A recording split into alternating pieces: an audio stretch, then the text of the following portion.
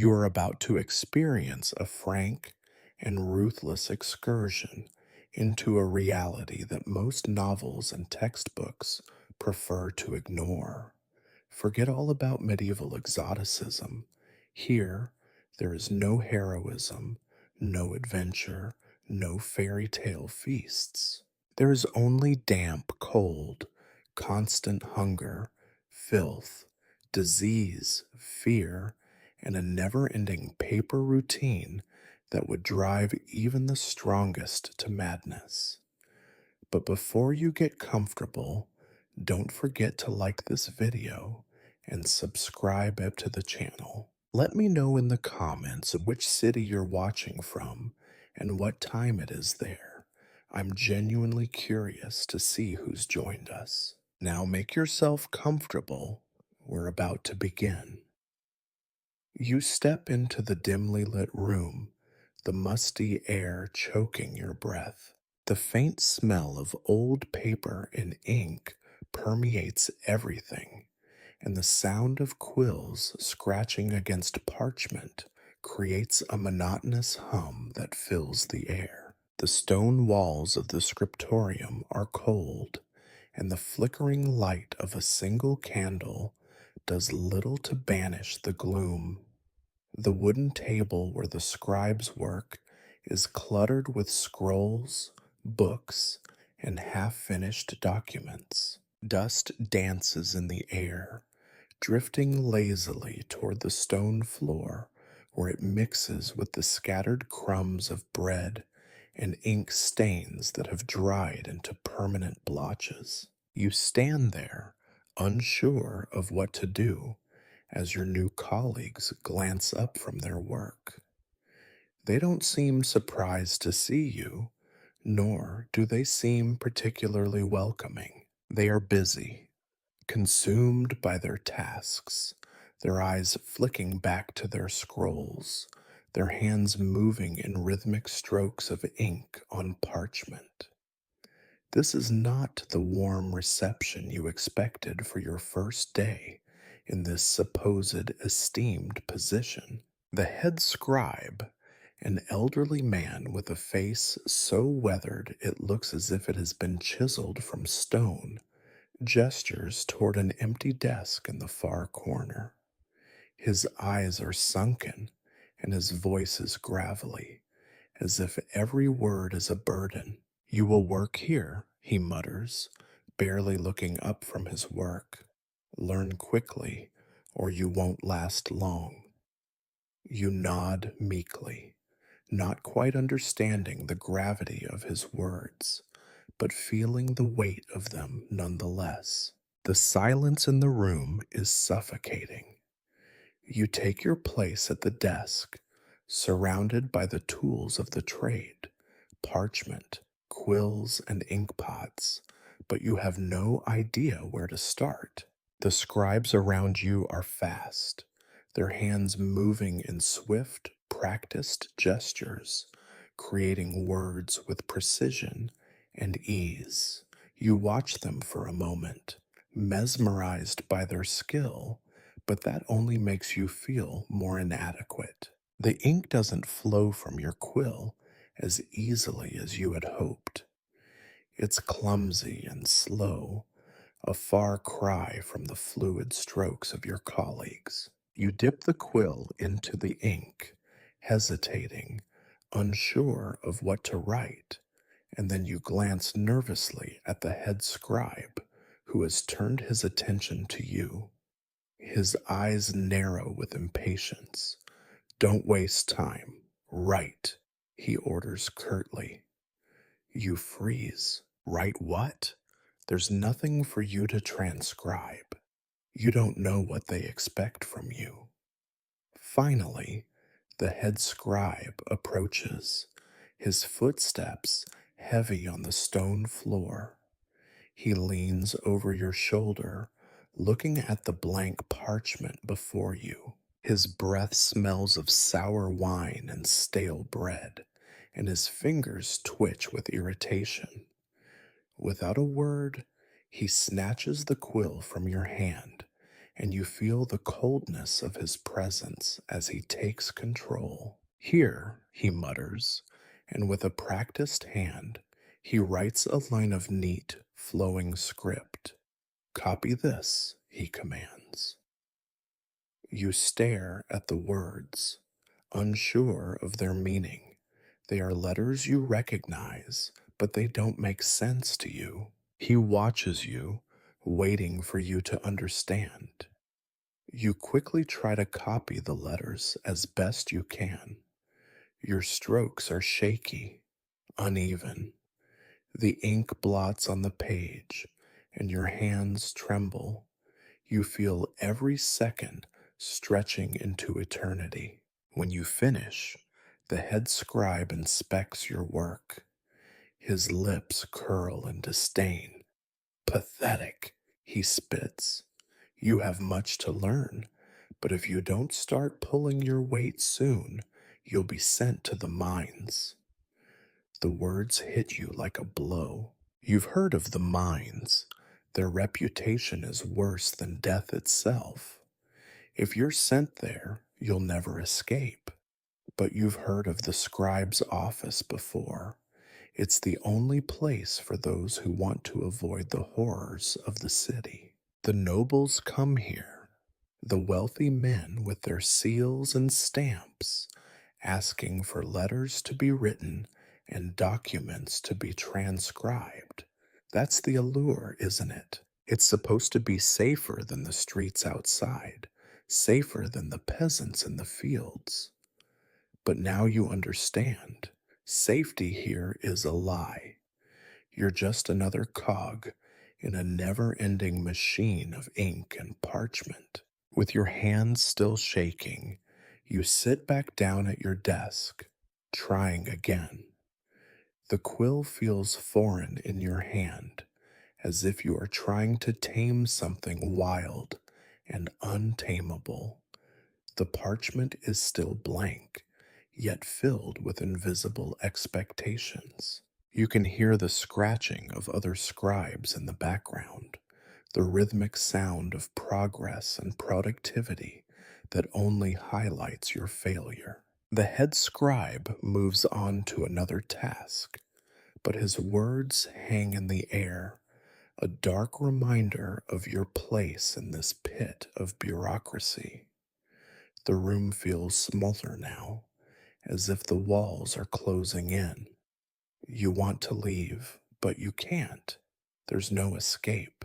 There is only the task at hand, the endless work, the endless copying of words that mean nothing to you, the drudgery of it all. You dip your quill into the ink again, and for the first time, you wonder if you'll ever get any better at this. The thoughts swirl in your mind, but you suppress them. You have no choice but to keep going. You have to keep writing. That's the only thing you know for sure. As the day drags on, the air grows heavier with each stroke of the quill. The day is long, and you barely notice the time passing. The noise in the room begins to blur together, the scribe's muttered complaints, the creaking of the chairs, the occasional cough or sneeze. Outside, the sun is setting, but in here, time stands still. At the end of the day, you have nothing to show for it. Your hand aches from holding the quill, and the parchment is filled with mistakes. You look around at your colleagues, who are still working tirelessly, their faces set in expressions of grim determination. You realize this is your life now. There's no going back. The scribe's world is all consuming, and you're just another body in the machinery of the state. You have no choice but to keep writing. It does not take long for you to learn who truly runs the scriptorium. There is the head scribe, whose threats linger in the stale air, and then there is the old scribe, the ancient man in the corner, half swallowed by his own hunched back and the perpetual shadows of the room. You are told, in whispers and with furtive glances, that he has seen every kind of misery this office can conjure, and that his mind is sharper than the blades the city guards wear on their hips. You are sent to him because, according to the head scribe, your penmanship is an embarrassment, and your spelling would make even the illiterate peasantry weep. Your assignment: learn from the old scribe.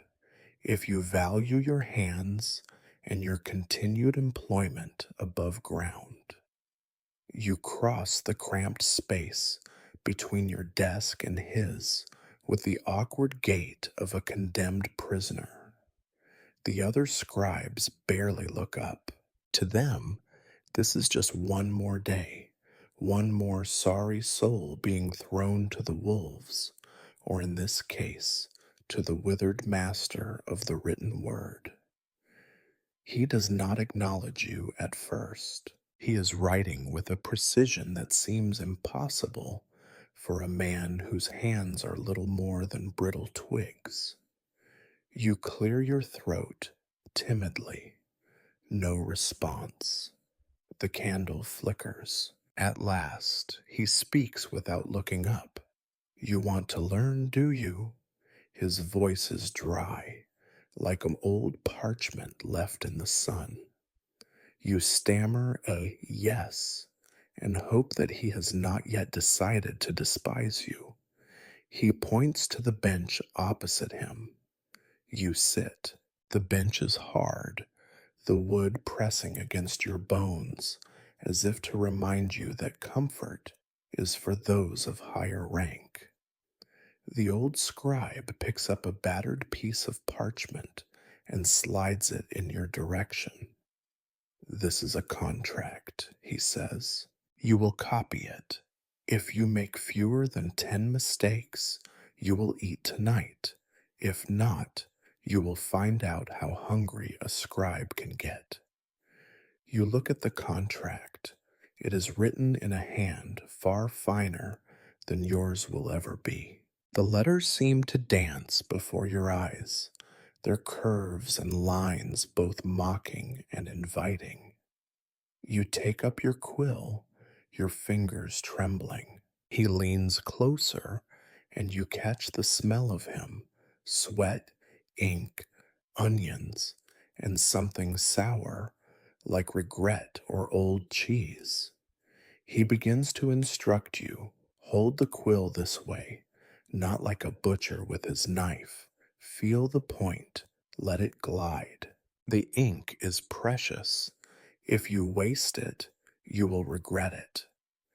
You try to imitate his grip, but your hand cramps almost instantly. He sighs, the kind of sigh that echoes a lifetime of disappointment. You must learn patience. If you hurry, you make mistakes. If you make mistakes, you suffer. If you suffer, well, he trails off, as if the rest is too obvious to need stating. You dip the quill into the ink pot. The ink is thick and clings stubbornly to the metal tip. You begin copying the contract, eyes darting between the original and your own miserable attempt. Each letter you form feels like an act of defiance against your own incompetence. The old scribe watches, occasionally barking instructions. Not so hard, you will tear the parchment. Too light, the ink does not take. You must not smudge, or the bailiff will have your head. His hands, despite their gnarled appearance, move with elegant precision as he demonstrates again and again. You lose track of time. Your back aches. Your eyes sting from the strain of reading by candlelight. Sweat beads on your brow, but you dare not stop to wipe it away. Finally, You finish the contract. The old scribe takes your work with a look of grim resignation. He inspects each line, each letter, his finger tracing your shameful script. You wait, barely breathing. 7 mistakes, he announces. You live to eat another day. Relief floods you, but he is not finished. Tomorrow, fewer than 5 mistakes. If you improve, perhaps you will be more than a waste of quills and rations. He asks you why you became a scribe. You are honest, because the lie would be too easy to spot. You did not want to starve in the fields, nor be broken in the mines. He snorts. No one wants this life. You simply had the misfortune of being able to read. He explains that writing is more than ink and paper. It is power, power that does not belong to you, but to those who command you. The words you write will bind peasants, steal land, doom men to the gallows, or grant them freedom.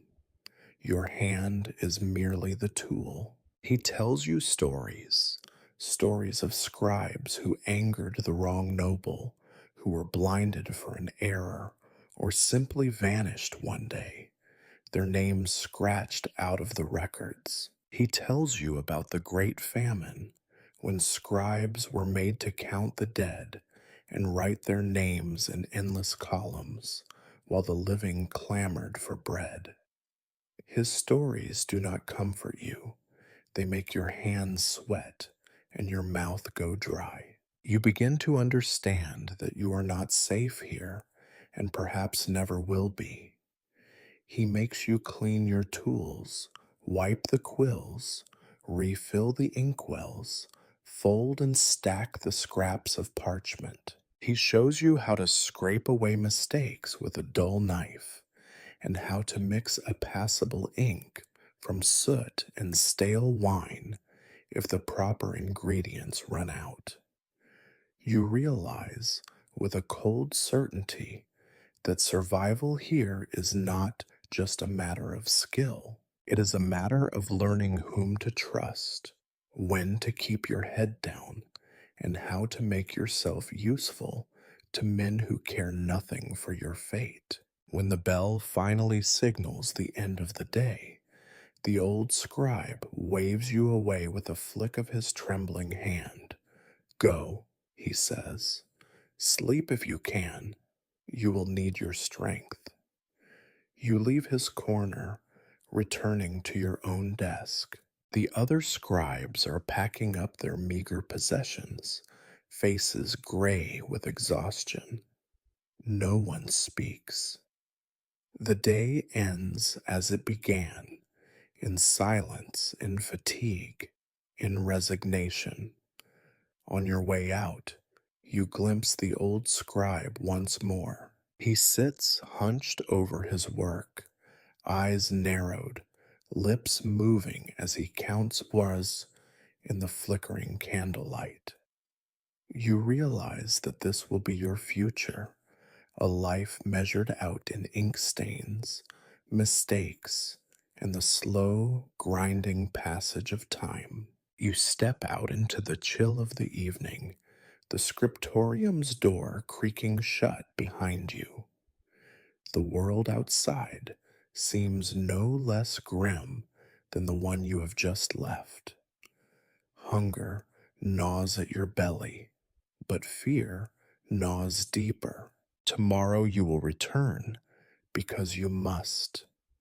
The alternative is unthinkable. You are a scribe now, for better or worse. Mostly, you suspect, for worse.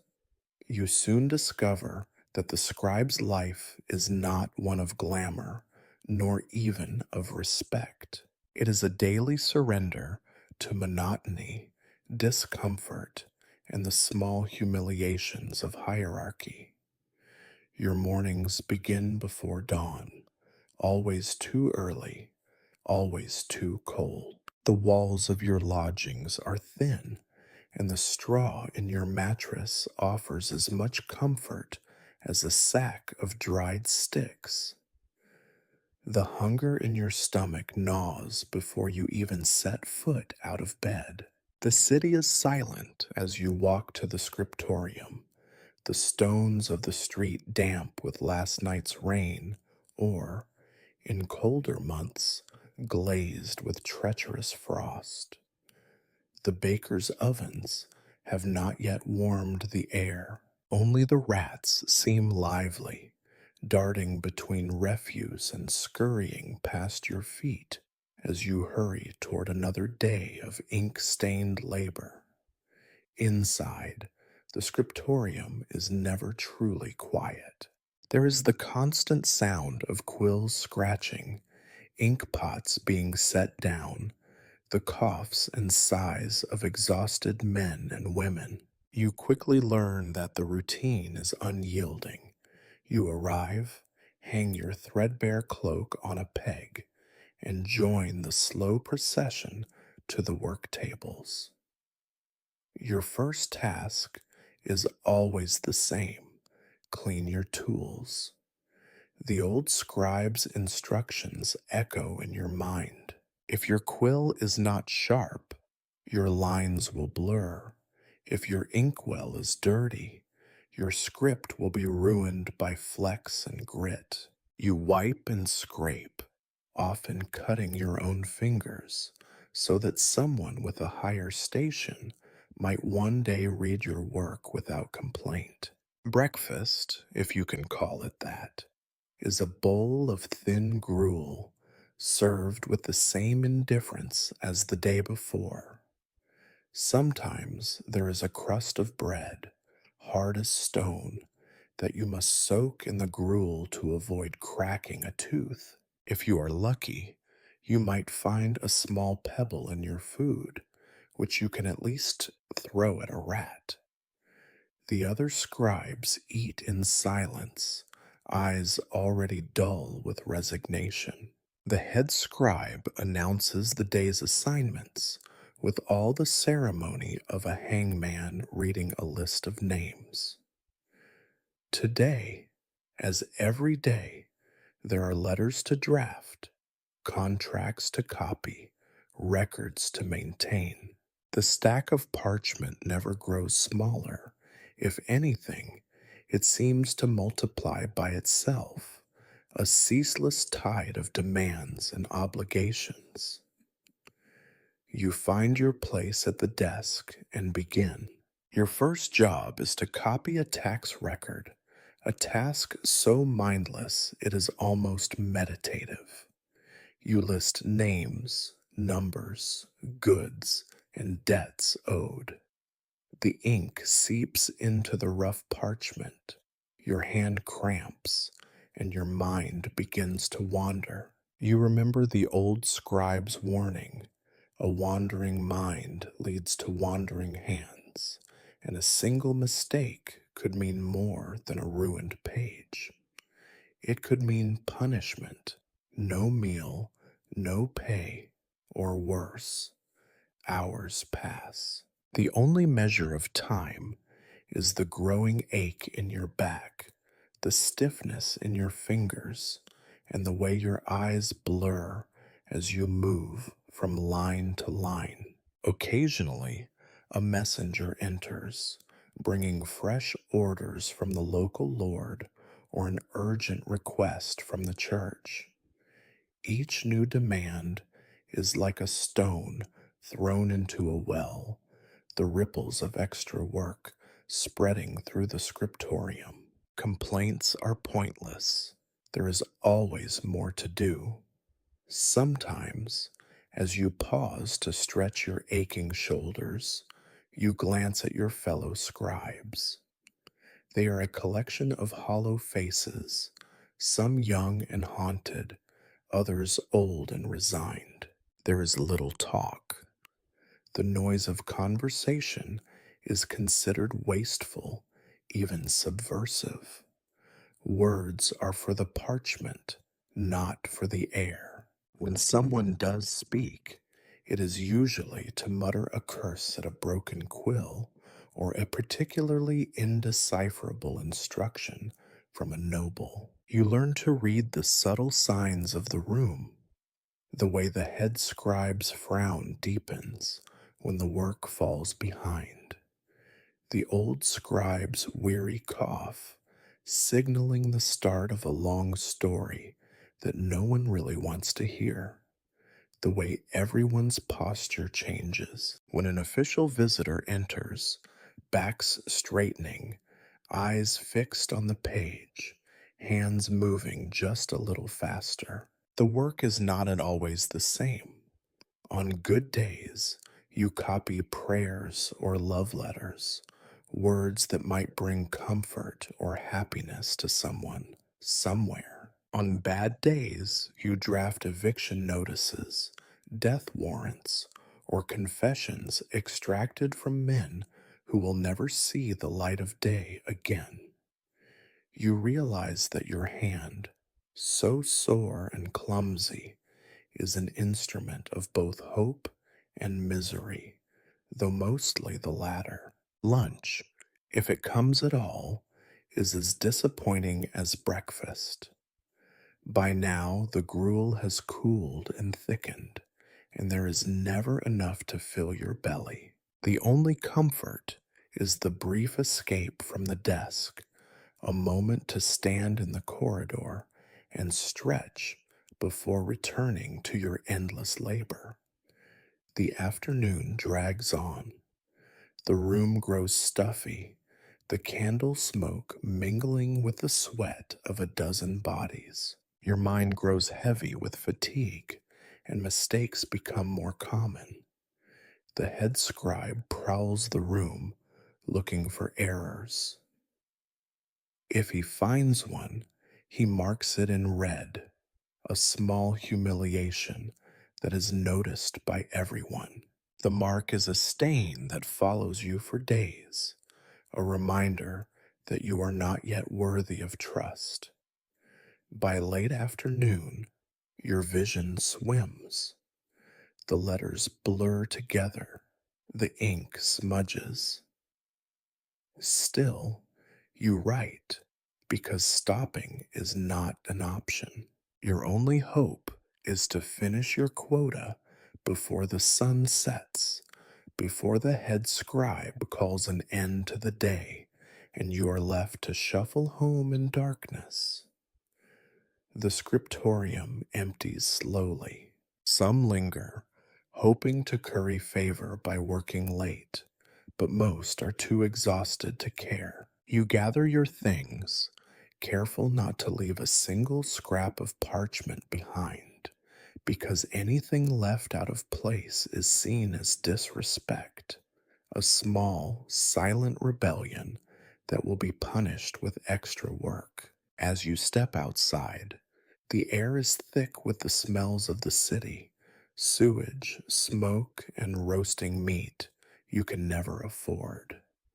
Your hands are stained with ink, your clothes with sweat and dust. You wonder if you are even recognizable as yourself anymore, or if you have become just another faceless drudge in the machinery of the written word. You trudge home, body aching, mind numb. Tomorrow will be the same as today. The world does not care. The ink will flow, the parchment will pile up, and you will write and write and write until your hands can write no more. In bed, you dream not of escape or adventure, but of ink stains and red marks, of the head scribe's frown and the old scribe's stories. Even sleep offers no rest. You wake before dawn, hungry and sore, and do it all again.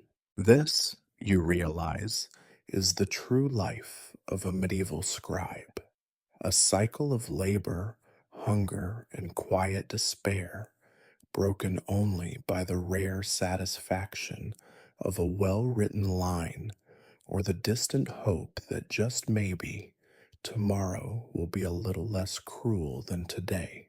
As the days blur into weeks, you realize that a scribe is not only a servant to the written word, but also a silent accomplice to the hierarchy of suffering. The tasks set before you each morning are never chosen, only received, and each one is a small lesson in the world's indifference. Most days you handle the petitions of peasants and the decrees of lords, shuffled and stacked with no regard for your own preferences. You come to understand that ink itself does not discriminate, but the hands that command you certainly do. It begins, often, with the poor. Their letters are short, desperate, and full of mistakes, just like your own hand when you started. The peasants come with their hats in their hands, faces hollow with hunger, and voices trembling as they attempt to explain their plight. They ask you to write appeals to the steward for more time to pay their taxes, to the parish for a little grain, to distant sons who may never reply. Sometimes they cannot afford the fee and promise to pay later, their coins slipping from their dirt caked fingers onto your desk. If the head scribe is in a generous mood, you write the letter. If not, you are told to send them away and close the door in their faces. When you do write for them, you must be careful, too emotional, and the nobleman who reads the letter may take offense, too dry, and the supplicant will beg you to try again. You find yourself walking a thin line, your words carrying the weight of their hope and your own fear of displeasing the wrong person. You notice that the poor thank you with a humility that hurts to watch, pressing your ink stained hands in gratitude for a letter you know is unlikely to bring any real help. You write their requests knowing, deep down, that most of them will end up unread in a heap of other forgotten pleas. Then there are the rich. Their messages are longer, written in language so convoluted you suspect it exists solely to confuse. They arrive in silks, perfumed and haughty, their servants carrying the family seal as if it were a weapon. They rarely speak to you directly. Instead, they address the head scribe, who bows and scrapes as if his life depends on it. The noble's commands are clear. Draft a contract for a land exchange, an agreement for marriage, a letter of threat or promise to a rival. Each one is spoken as if it is the only business worth your time, as if your life's purpose is to render their whims permanent on parchment. Their complaints are never about the price or the speed of your work, but about the smallest detail, a flourish on a letter, the exact color of the wax used for the seal, the precise wording of a threat that must sound polite but unmistakably cruel. If you make an error, the punishment is swift and public. The head scribe will shout, the noble will sneer, and you may be forced to start again, burning the ruined parchment as a lesson to the others. You soon learn that your mistakes with the poor cost them dearly. Your mistakes with the rich cost you. On some days, you are forced to write both kinds of documents, shuffling between hope and disdain with every new assignment. In the morning, a peasant's request for mercy. In the afternoon, a noble's order to evict an entire family for failing to pay rent. Your words, you realize, are weapons wielded by others, and you have no say in whose hands they fall. Sometimes, in the quiet moments between tasks, you stare at your ink stained fingers and wonder how many lives you have ruined with your careful, legible script. There are moments when the boundaries blur. Occasionally, a rich man's servant arrives in secret, clutching a letter for a family member banished for some disgraceful reason. The servant is nervous, sweating, and begs you not to mention his visit. Or a peasant woman scrapes together enough coins to send a letter to a lord, confessing to a crime and begging for mercy, knowing she may never receive an answer. You see, again and again, that everyone, no matter how grand or wretched, is trapped in a web of obligation and fear. You do not ask questions. A scribe who asks is a scribe who does not last. You simply write what is given, your own opinions buried under layers of formality and ink. Still, sometimes you cannot help but wonder if you could slip a message of your own into the words. A hidden plea for decency, a warning, or even a simple truth, but the fear of discovery is always stronger than your fleeting courage. Lunch on these days is especially tasteless. The food sticks in your throat as you remember the faces of those whose words you have just written.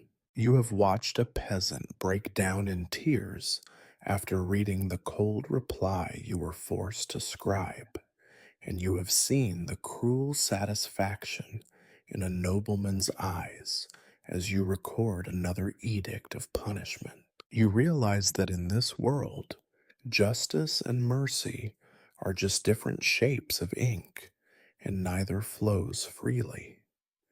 After lunch, you return to your desk and begin again. The afternoon passes in a haze of handwriting and fatigue. Sometimes you are summoned to read a letter aloud, as many of your clients cannot decipher the words themselves. You watch as a peasant's shoulders sag with disappointment, or a nobleman's lips curl with pleasure at the carefully chosen phrasing of an insult. You realize that more than once you have given voice to misery.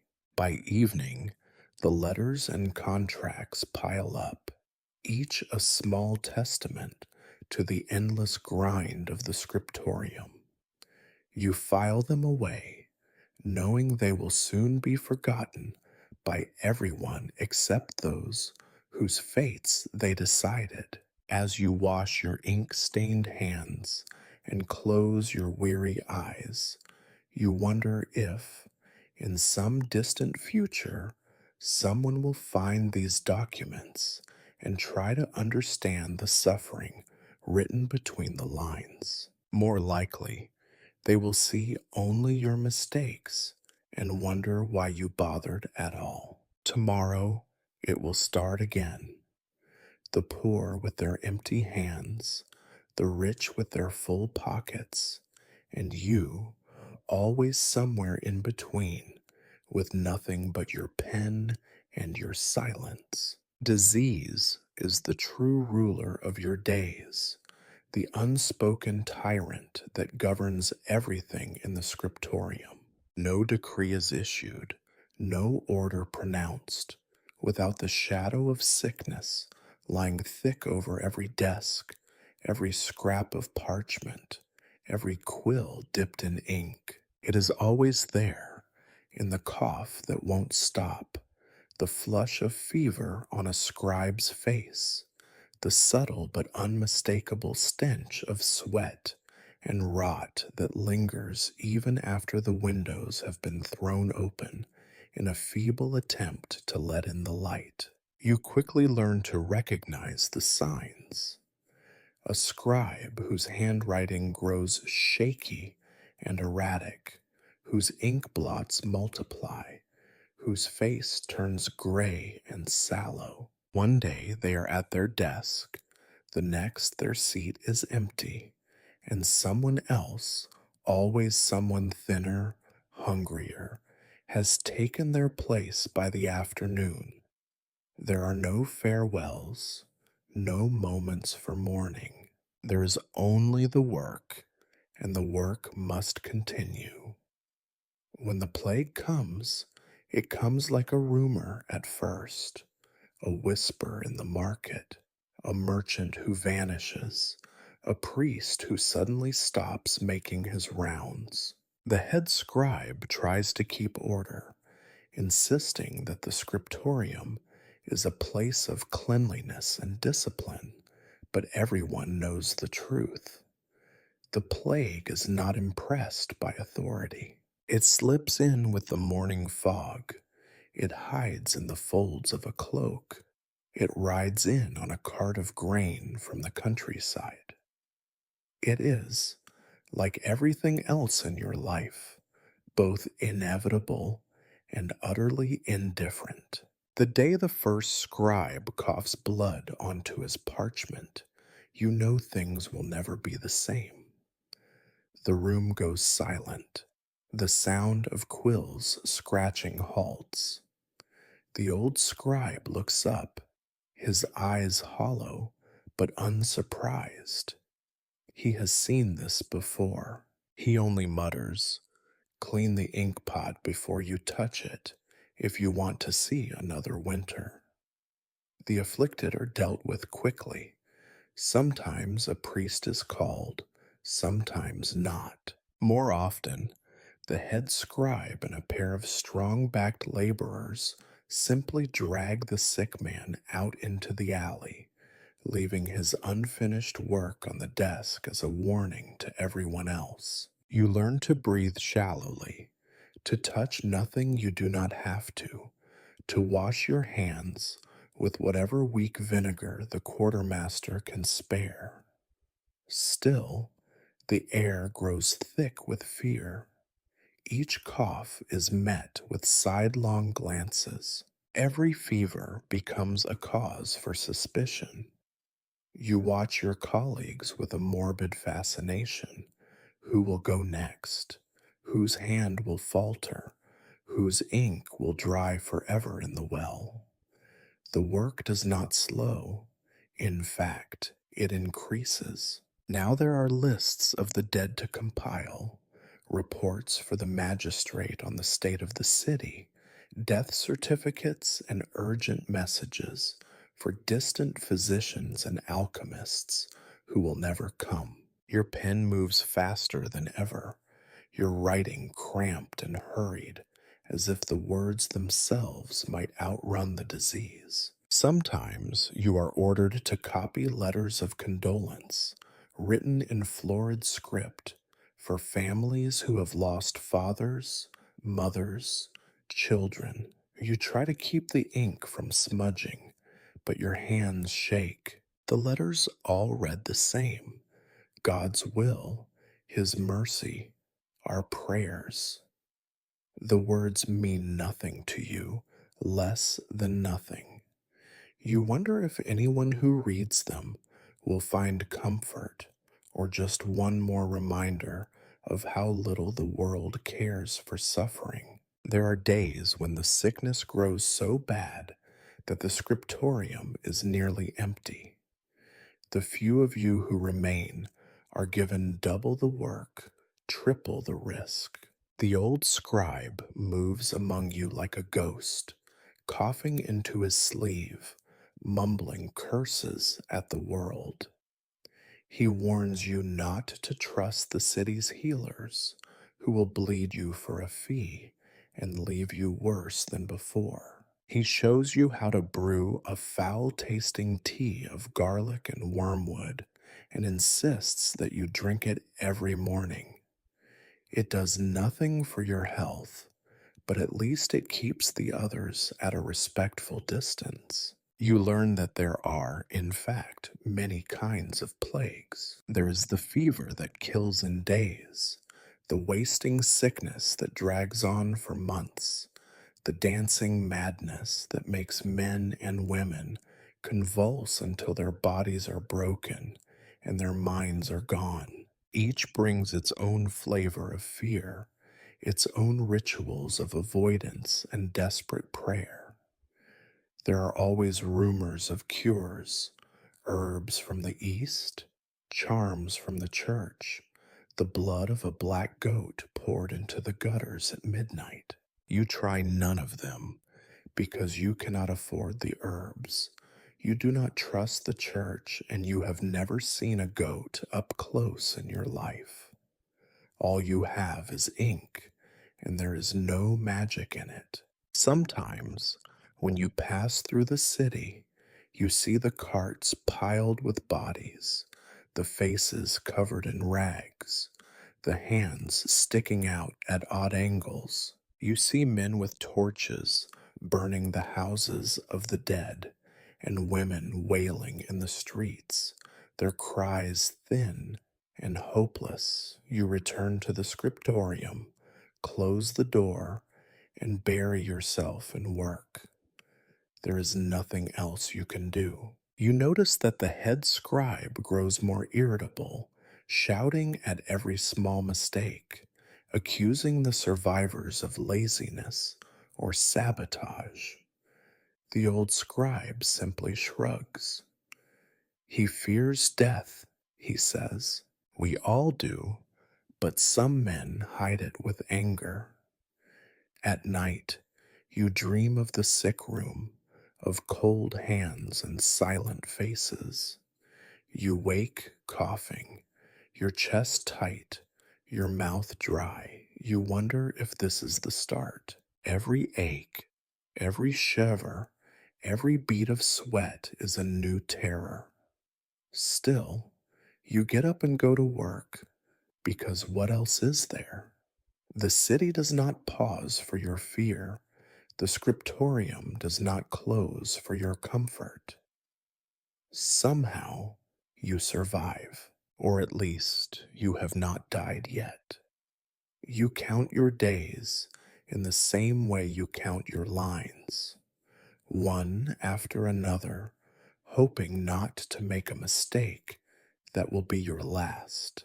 The plague, you realize, is a part of your life now, as familiar as the smell of ink or the ache in your back, and you learn to live with it as you learn to live with everything else, by pretending it is normal, by keeping your head down, by writing, always writing, until the day your own seat is empty and your own name is added to the lists you once copied so carefully. You learn early on that hunger is not a passing discomfort, but an unshakable companion. If you expected your status as a scribe to grant you hearty meals and fresh bread, you were a fool. The food, like everything else, is doled out with a grudging hand.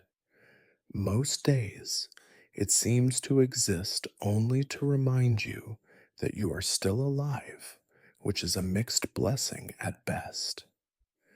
Breakfast is the first humiliation of the day.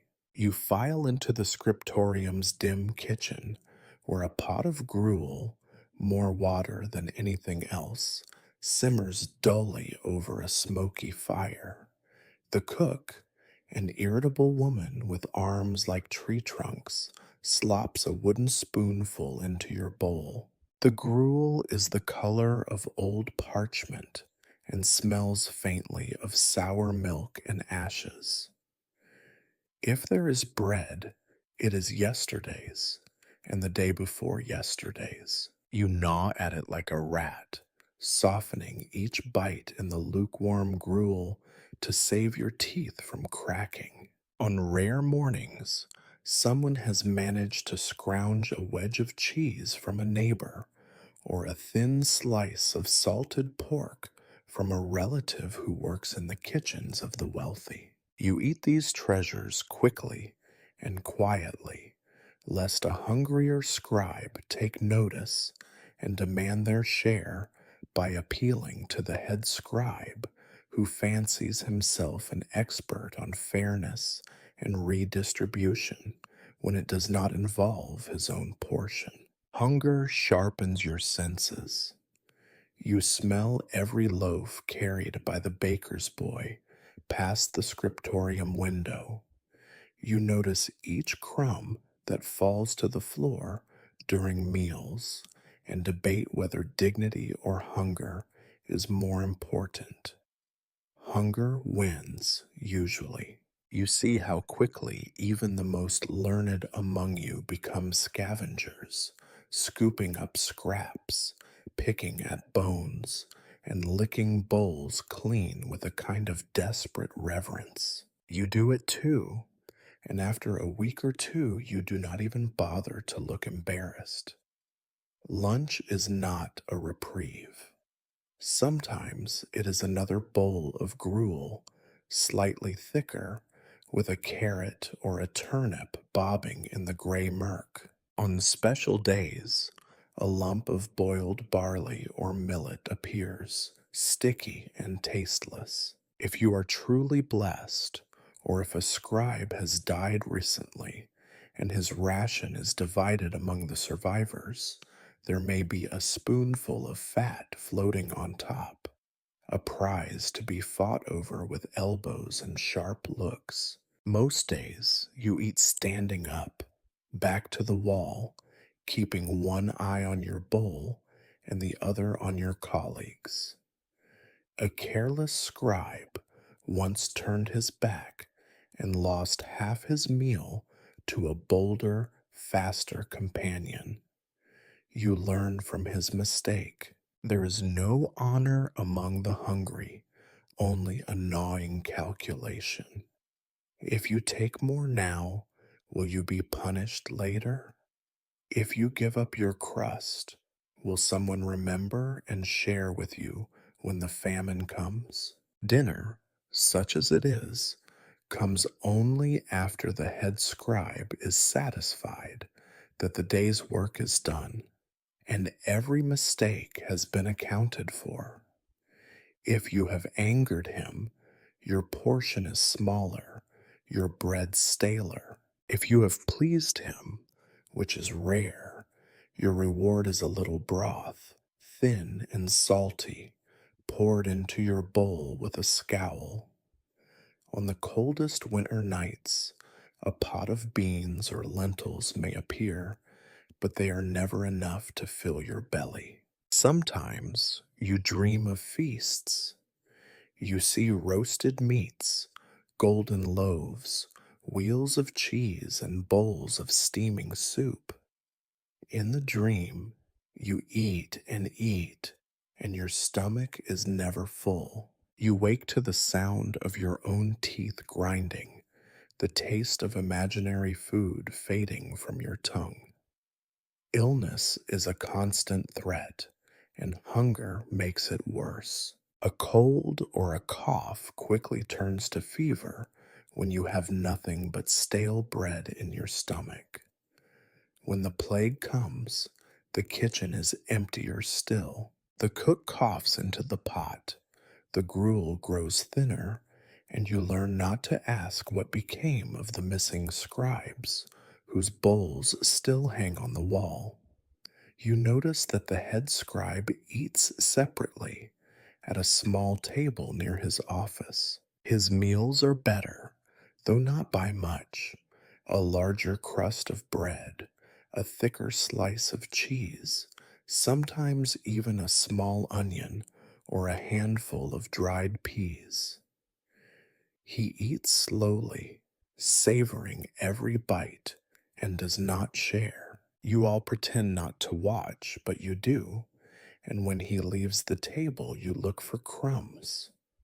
The old scribe eats the least of all, though he never complains. He chews his bread with toothless patience, sips his gruel, and wipes his bowl clean with the back of his sleeve. He sometimes offers a crust to the youngest scribes, or a spoonful of beans to someone coughing blood. But most days he eats alone, his thoughts as dry as his bread. You try sometimes to barter for better food. You trade old boots, worn cloaks, or scraps of parchment for a piece of fruit or a cup of weak ale. The traders are ruthless, and the deals are never fair. A rotten apple costs more than a day's work, but you buy it anyway, just to remember what sweetness tastes like. You eat the core, seeds and all, and lick your fingers clean. On festival days, the church sends a few loaves of bread and a jug of watered wine. You pretend to celebrate, but mostly you eat quickly and hope for more. The priests make a show of blessing the food, but the rats get as much as the scribes. You learn to live with hunger, to accept it as a fact of life. You stop dreaming of feasts and start dreaming of finding a hidden loaf or stumbling upon a garden no one else knows about. Your body grows thin, your cheeks hollow, but your hands grow steady and your mind sharpens with every missed meal. You hear stories of scribes who starved during hard winters, their bodies found slumped over their desks, a quill still clutched in a skeletal hand. You believe these stories because you know how easy it would be to simply fall asleep and never wake. Still, you rise every morning and eat whatever is given because the alternative is hunger with no end, and that is a fate even worse than this. If there is one thing more abundant than taxes, famine, or filth in your medieval world, it is religion. The church's shadow falls on every part of life, but for you, the scribe, it takes the form of ceaseless work. You are not a scholar or a monk, just a small, ink stained cog in the enormous mechanism that churns out endless scripture, prayers, and decrees. And so, with weary resignation, you find that your hands are almost always smeared with not just ink, but holiness, at least according to those who pay you. The requests from the church are constant. Most mornings, before you have even shaken the sleep from your eyes or managed to gag down your first ladle of gruel, a priest or his assistant appears at the door of the scriptorium. Sometimes it is a nervous young seminarian clutching a scroll, eyes darting like a frightened rabbit. Other days, it is a confident, portly canon with rings on his fingers and a sneer for everyone present. It does not matter. The demand is always the same. Copy this, quickly and without error.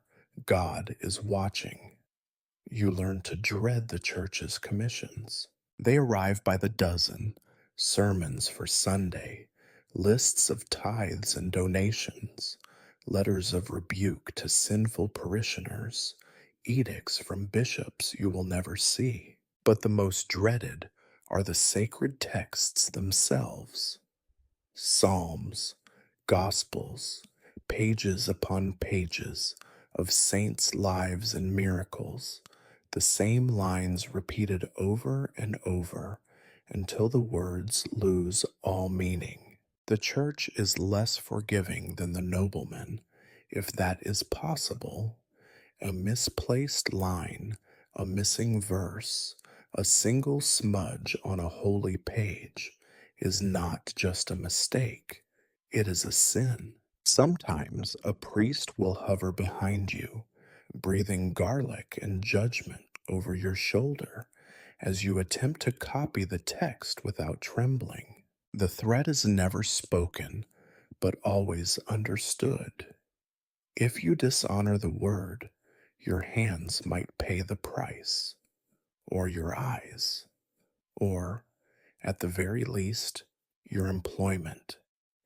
You wonder sometimes if God really cares about the state of your quill. You suspect he does not, but the priests do, and the priests have more power over your life than any distant, invisible deity.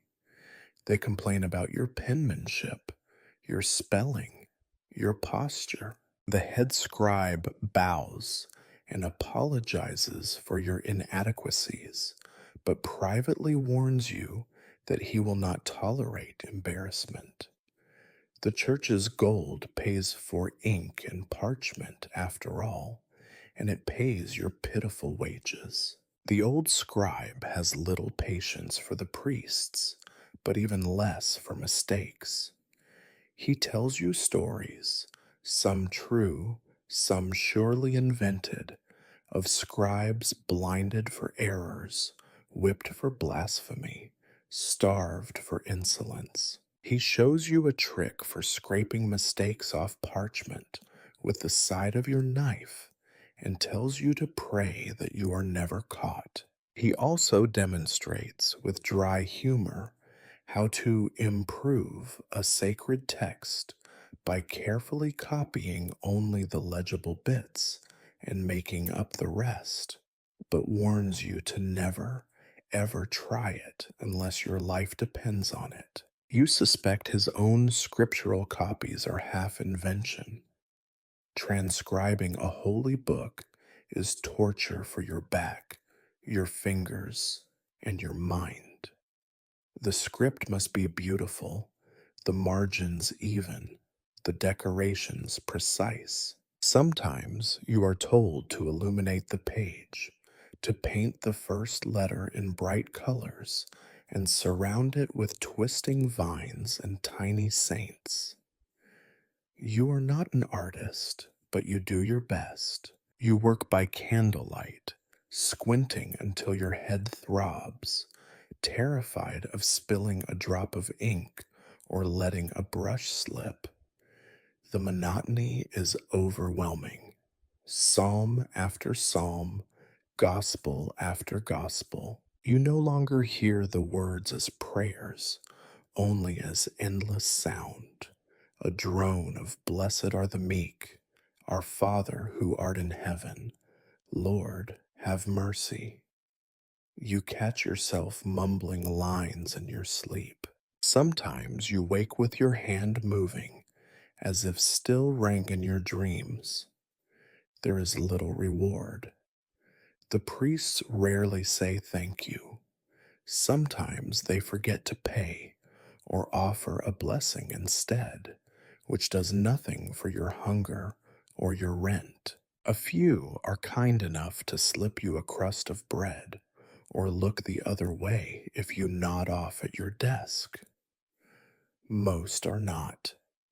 Your own faith, if you had any, is worn thin as the soles of your boots. Worse still are the times when the priests bring confessions to be copied. These are often written in haste, with curses or blood stains in the margins. You must transcribe them word for word, even when they contain horrors you would rather not imagine, murders confessed, sins described in gruesome detail, regrets and pleas for mercy that will never be heard. You wonder what happens to these confessions, whether they are burned or simply buried in the church's endless archives, one more stone in a mountain of guilt. There is a cruel irony in how the church treats you. You are trusted with sacred secrets, but never with respect. You are good enough to write the word, but not good enough to eat with the priests or even sit in their pews during Mass. On holy days, you work even harder, copying schedules for processions, banners for saints, invitations for the nobility, while the priests sing and feast. You cannot help but notice that God's work smells a great deal like every other kind of work: sweat, ink, and fear. The difference is that the church will always remind you that your failure is not just clumsiness, but sin, a burden you carry alongside your ink pot. When the work is done, you stumble home with lines of Latin or old tongue buzzing in your ears. Your back aches, your hand is cramped, and your belly is empty. But the holy words are perfect on the page, and your mistakes are, at least for today, hidden. That is the closest thing to salvation a scribe like you will ever know. You would think that sharing hardship would unite the scribes, that years spent hunched together over battered desks and cold gruel would breed solidarity. Sometimes it does. More often, it breeds something far less noble: rivalry, suspicion, petty cruelty, and a strange, battered camaraderie held together mostly by necessity. From your first days, you sense that the scriptorium is not a sanctuary, but a battleground. There is always one more scribe than there are decent assignments, always one fewer loaf than there are hungry mouths. The old scribe mutters that a scriptorium without intrigue is as rare as a nobleman who pays his debts. Keep your eyes open, your quill sharp, and your secrets to yourself, he says, and you learn quickly that this is good advice. There is an informal hierarchy among the scribes, an invisible pecking order that changes as often as the weather. The fastest and most accurate writers are envied and resented in equal measure. The slowest are bullied or ignored. The favorites of the head scribe receive the choicest work: personal letters for wealthy patrons, documents that carry a bonus loaf or a copper coin slipped under the desk. The rest fight over what remains. You discover, to your cost, that nothing is ever fair. The head scribe plays favorites and stirs up trouble when it suits him, pitting one scribe against another to keep you all too busy feuding to think of organizing for better conditions. A misplaced document or a clumsy error can be blamed on anyone. Accusations are often more important than the truth. If a mistake is discovered, the room grows silent, and everyone waits to see who will be chosen as the scapegoat. Sometimes you, sometimes the scribe beside you, sometimes someone no one liked anyway. There are friendships of a kind. Alliances are formed in whispers over late night candlelight, forged from shared misery and the hope of survival. You learn whom you can trust with a scrap of extra bread or a warning about a sudden inspection. But trust is a fragile thing, always undercut by hunger and fear. A scribe who seems a friend one day may betray you the next, if it means a lighter workload or a warmer place by the fire. Petty theft is common. Ink, parchment, even quills are all precious and easily stolen. You wake one morning to find your best quill gone, replaced by a ragged stub, and know better than to complain. You keep your belongings close, your eyes closer, and try not to leave your desk unattended. Some scribes are skilled at forging each other's handwriting, a dangerous talent that can be used for mischief or, if they are clever, blackmail. Occasionally, a real scandal erupts, an accusation of falsified accounts, a stolen letter, a secret passed to a rival scriptorium. The head scribe deals with such matters quickly and ruthlessly, and you watch as a scribe is dismissed, beaten, or simply disappears. You do not ask questions. The rest of you close ranks for a few days, sharing bread and silence until the next crisis comes and old alliances are forgotten. There is a dark humor to the whole arrangement.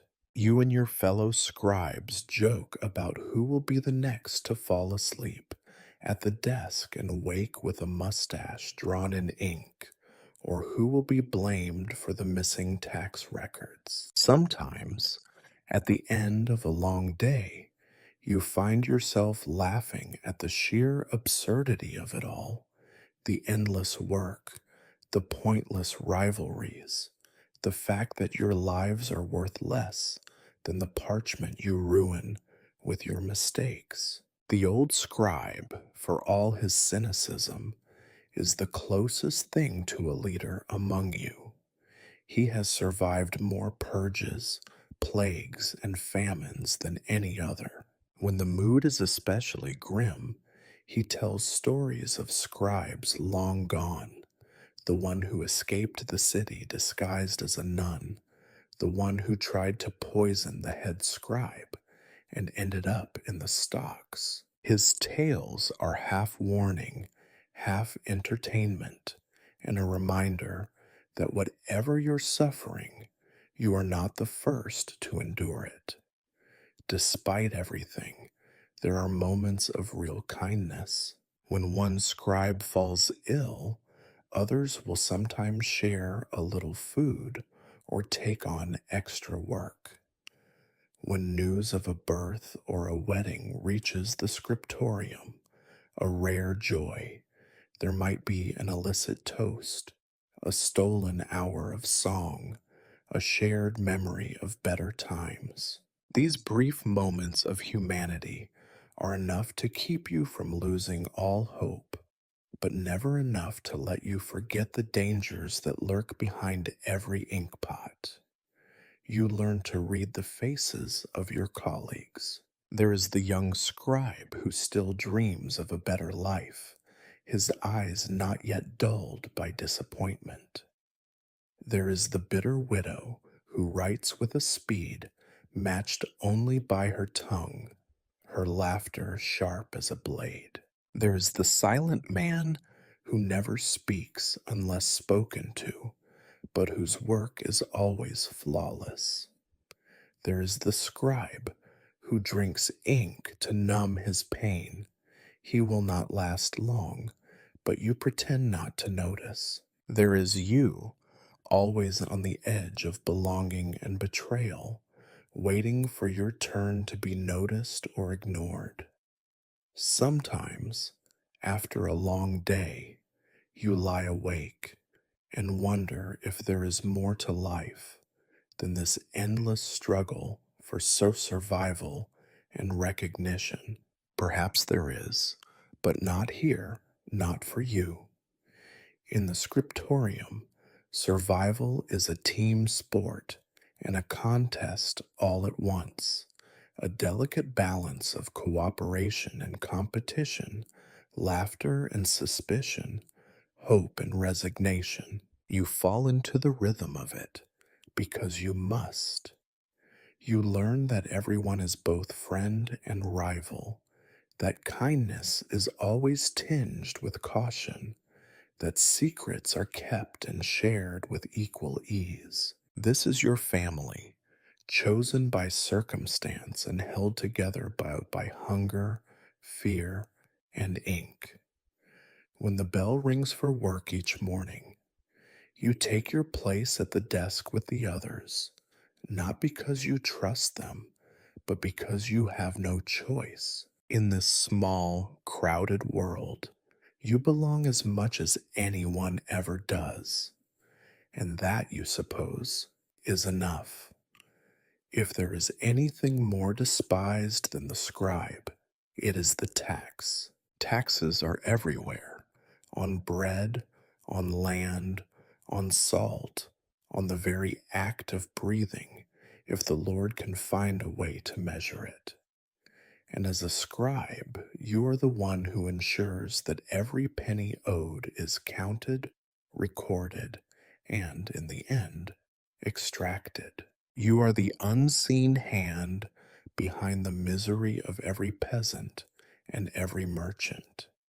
Not that it brings you power or wealth, only more ink stains, more sleepless nights, and the peculiar brand of hatred reserved for those who enforce rules but never make them. You did not choose to be the record keeper of the village's poverty. But the king and his lords must know exactly how much is owed them, and your job is to tally the suffering. Each morning, new bundles of tax records are dropped on your desk. Lists of names, columns of numbers, detailed accounts of livestock, grain, rents, debts, fines, and exemptions. The head scribe barks orders, and the old scribe rolls his eyes. He has been through more tax seasons than you can count, and his only advice is to keep your head down and your sums correct. The process is both simple and excruciating. You receive the bailiff's report, often stained with mud and tears, listing the year's harvests and losses. There are fields ruined by flood, cattle dead from plague, families missing, gone to war, to the city, to the grave. None of it matters. The sums must add up. The Lord's demands are constant, and the steward's patience is non existent. If a field produces less than expected, you are told to find a reason, and if you cannot, you invent one: laziness, theft, the evil eye. Someone always pays. You copy the numbers into neat columns, checking and rechecking, because a single error can mean a day's lost work or a week's lost food. There is no room for compassion.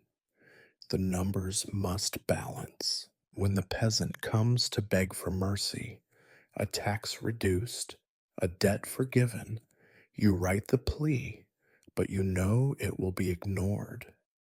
The reply, written in the same hand as the denial of a feast, is always the same: pay what is owed or lose your land.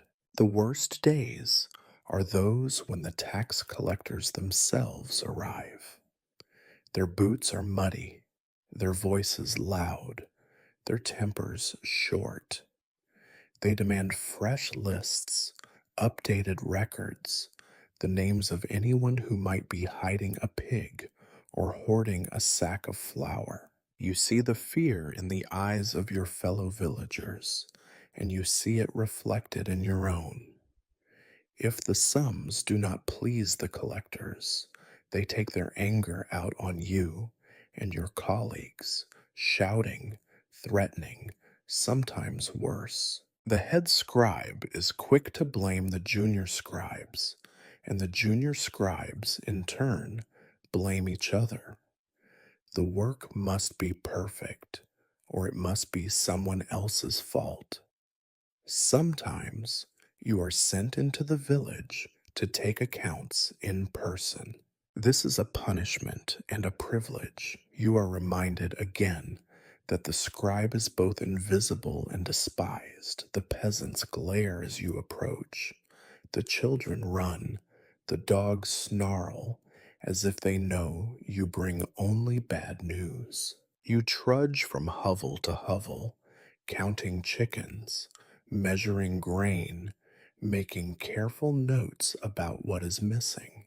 The villagers grumble, but they answer your questions slowly, reluctantly, because they know that to anger the scribe is to risk angering the Lord.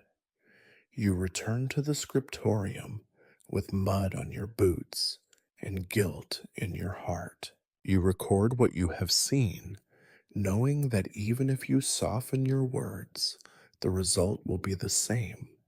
The taxes will be paid, or someone will pay another way. If you are honest, you begin to hate this part of the work.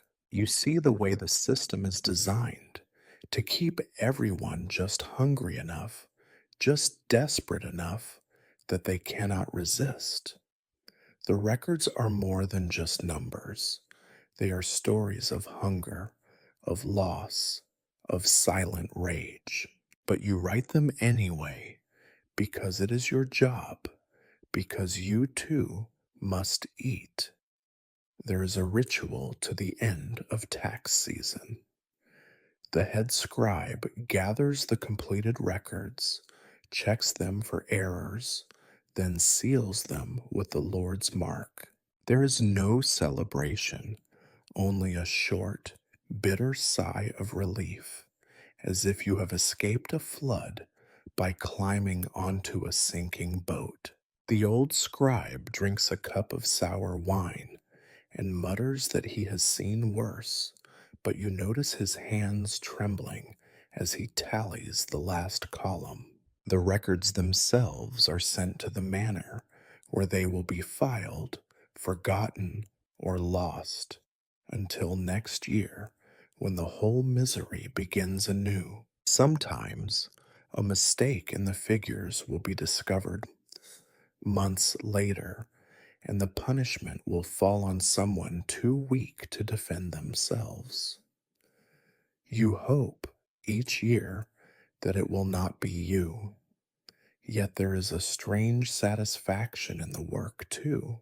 When the numbers add up, when the columns are straight and the sums exact, you feel for a moment as if you have brought order to chaos, if only for a day. You know it is a lie, a small comfort in a world designed to break you, but it is yours, and you cling to it. In rare moments of idleness, you flip through the old records, seeing the names of families long vanished, the traces of harvests gone to rot. You wonder if anyone will remember you, the anonymous hand behind the ink. Probably not. Your legacy is 1,000 numbers and 100 lists, all written for the benefit of men who will never learn your name. Still, tomorrow you will pick up your quill, dip it in ink, and start again. The king's pennies must be counted, the peasant's misery measured, the great machinery of tax and toil kept moving by you, the most necessary and least loved servant in the land. And so you keep writing until the ink runs out, or you do. Justice, in your world, is not blind. It is merely nearsighted, and it squints at the ink on your page before swinging the sword. As a scribe, you are called upon not merely to count pennies or copy prayers, but to give written form to the law, the proclamations of rulers, the accusations of villagers, the confessions of the condemned, and the final, fatal verdicts that will echo long after you have put down your quill. Justice here is mostly a matter of paperwork, and paperwork is your trade. It starts innocuously enough. You are told to record a debt, a dispute over a fence, a case of stolen eggs. The plaintiff and the accused shuffle into the cold hall, their hats clutched in trembling hands. The bailiff recites the facts as he knows them, sometimes true, sometimes invented, always with the heavy air of boredom. You write it all down: names, charges, dates, and the long winded legal phrases that do nothing but obscure what little truth there is. Sometimes the accused cannot read or even speak the language of the court. That does not matter. Your words are their fate. The head scribe tells you to make sure every I is dotted and every name spelled correctly. After all, the wrong word in the wrong place could see the wrong man whipped, or a family's only cow taken in payment for a debt. And if there is a mistake, it is never the fault of the judge or the bailiff or the angry noble whose land was trespassed. The fault always finds its way down to you, the scribe, the hand behind the ink. Your desk becomes an archive of misery, confessions wrung out under threat of torture, forced signatures from hands still shaking from the rack, last wills dictated by dying men. You transcribe the words with a numbed attachment, knowing full well that most will never see true justice. Justice for the poor is a tax. For the rich, it is an inconvenience. For you, it is a pile of parchment that never seems to shrink. There are days when you record sentences passed by the local lord: theft of a loaf, a day in the stocks; poaching a deer, a hand removed; speaking ill of the king, the gallows. You write these verdicts in neat, unwavering script, even when the condemned stand before you, eyes wild with fear, mouths open in silent protest. You have learned not to meet their gaze. If you falter, the head scribe will notice, and that brings its own punishment.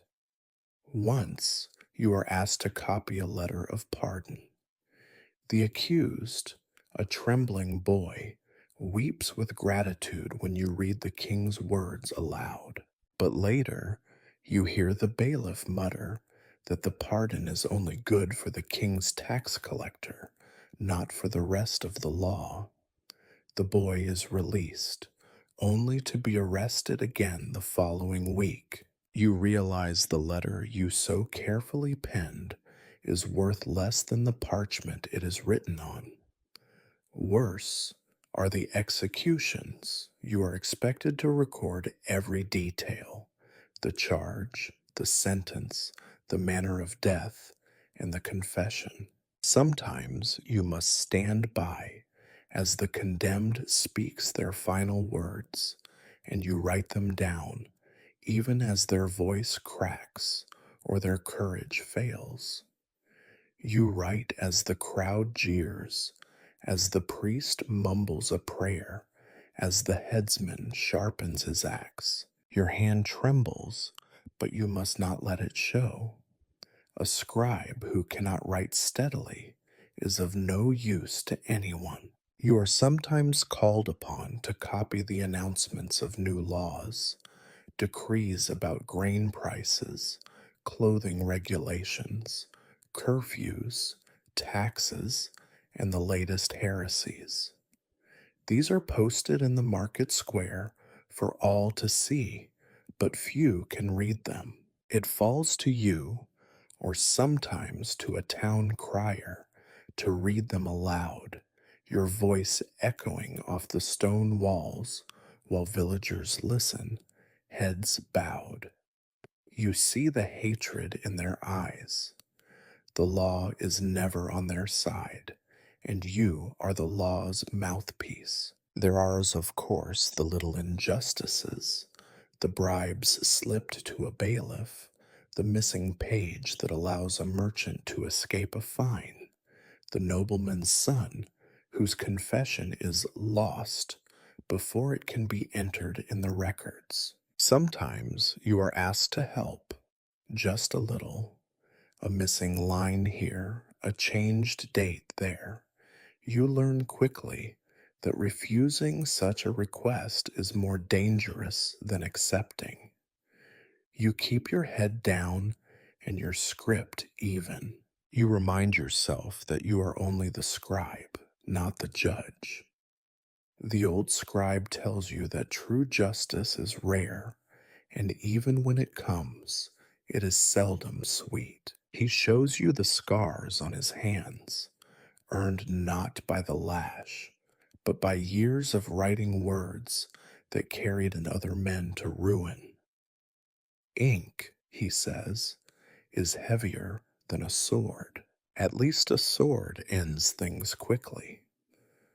At night, when the work is done, you sometimes review the day's records, the neat lines of text that spell out ruin or mercy for men and women you will never see again. You wonder if the world would be different if justice were truly blind, or if it would simply be more unpredictable. You remind yourself that your job is not to judge, only to write. But the words are sharp, and they cut you too, in ways that are not easily seen.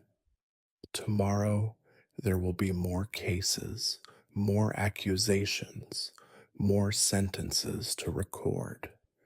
The wheel will turn, and you will keep it spinning, one word at a time. And so, justice goes on, grim, imperfect, and utterly indifferent. Your hand, your ink, your silent complicity. This is what it means to be a scribe in the shadow of the law. By now, you have come to understand that the true master of your fate is neither the local lord, nor the church, nor even the ever present threat of famine or plague. It is the state itself, a lumbering beast made of parchment and decree, rumor and regulation, forever hungry for new records, new signatures, new proofs of its own necessity. And you, lucky you, are one of the hands that feed it. Each day begins and ends with the work of the state.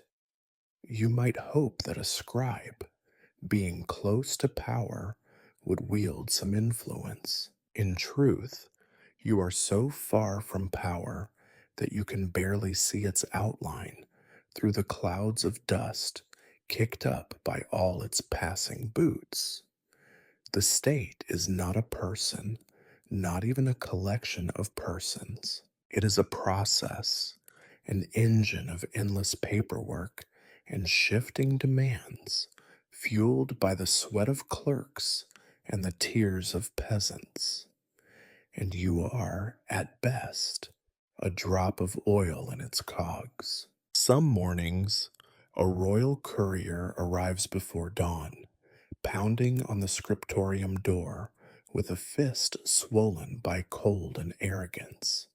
He brings with him an order sealed with wax, bristling with ribbons, its words swirling with legal threats and promises. The head scribe takes the document with shaking hands, bows as low as his back will allow, and then thrusts the work on you and your fellows. The king wants a new census, or a survey of the fields, or a record of who owns which pigs and how many children each peasant has managed to keep alive. Sometimes the request is more menacing, a list of possible heretics, a count of foreigners, a tally of debts owed and not yet paid.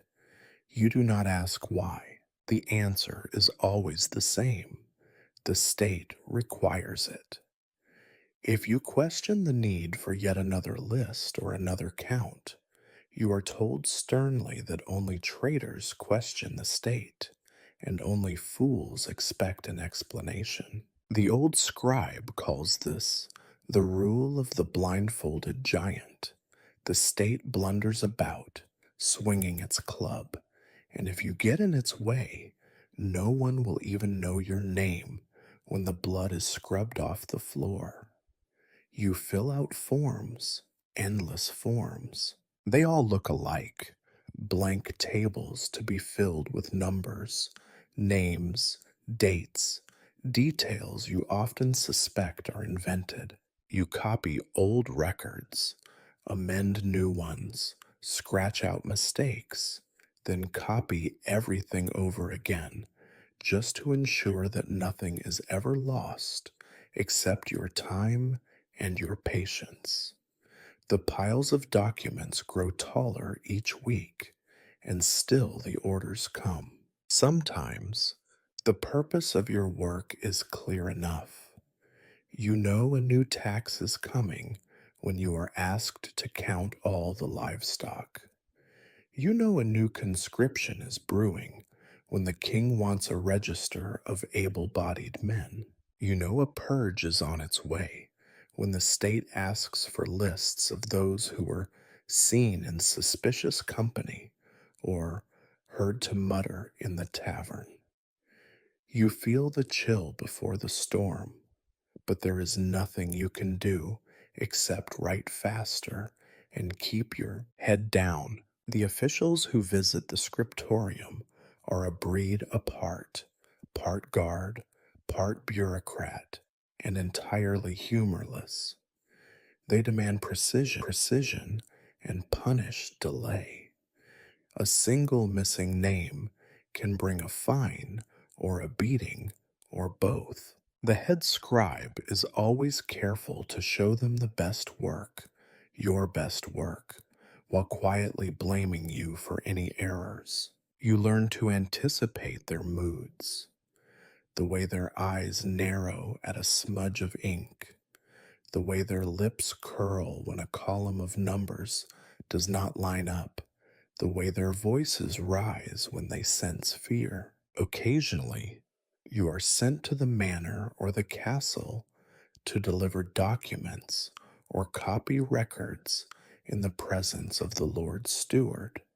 There, the machinery of the state feels even more immense and impersonal. You see rows of clerks hunched over ledgers, a steady stream of messengers bearing bad news, and nobles who seem as trapped by the paperwork as you are, though their chains are made of gold. You keep your eyes low and your answers brief, knowing that any wrong word could see you thrown out, or worse. The state is always watching, or more accurately, it is always recording. The evidence of its existence is everywhere. Proclamations nailed to the town gates, censuses posted in the market square, punishments and pardons inscribed in ledgers that no one will ever read. And you are the one who makes it all happen, one line at a time. There is no pride in this work, only the faint comfort of survival. You see the fear and resentment in the faces of the townsfolk and villagers. To them, you are the face of the state, a faceless, heartless entity that demands their sweat, their coin, their sons. When they spit at your feet or mutter curses under their breath, you cannot blame them. You too are a victim, forced to serve a master whose appetite is endless and whose justice is blind. The old scribe, when he is feeling philosophical, says that the state is a god made by men who forgot to die. It never gets sick, never gets hungry, never feels fear. Only people do. He laughs, and you laugh with him, but neither of you find it very funny. At night, as you lie in your narrow bed, you sometimes dream of burning all the records, of fleeing into the woods, of living a life with no forms to fill and no rules to enforce. But you wake to the sound of the morning bell and the knowledge that the state cannot be escaped, only endured. You pull on your boots, collect your quills, and return to your desk. The paperwork is already waiting. There is always more. There is always someone watching, and you are only a scribe, never the master, always the servant, forever chained to the beast that is the state. For most people in your world, words are spoken and quickly forgotten. Gossip drifts through the marketplace. Sermons echo off stone walls. Bargains are shouted over the clatter of carts. But for you, the scribe, words are heavier. They have weight, permanence, a life of their own, etched in ink, preserved on parchment, delivered across the countryside with the slow certainty of disease. It becomes clear to you, after only a handful of months at your desk, that the written word is the only real form of communication that matters in the medieval world. Most cannot read, fewer still can write. Letters are not exchanged out of sentiment, but necessity. If a man wants to send his love, beg for help, threaten a rival, or confess his crimes, it must all go through you. Every petition, proclamation, accusation, and plea, every law, demand, and pardon begins with a scribe's labor. You are the unseen voice for those who have none. They come to you because they must. A stooped widow, clutching a muddy bundle, asks for a letter to her son in a far off garrison, words of worry, news of sickness, prayers for his safe return. A merchant dictates a contract, his voice clipped and careful, terrified of a misplaced figure. A noble, in need of discretion, instructs you to phrase a threat as a warning as a request as an order. You listen, you translate, you convert human need into a formal scrawl. Your desk is a confessional, a witness box, a throne, and yet you rule nothing. The irony is never lost on you. You are literate and thus a kind of magician, but you do not own your magic. You are forbidden from using it for yourself. Your own letters, if you ever write them, go unread, lost in the tide of more important business. You dare not even send messages of complaint.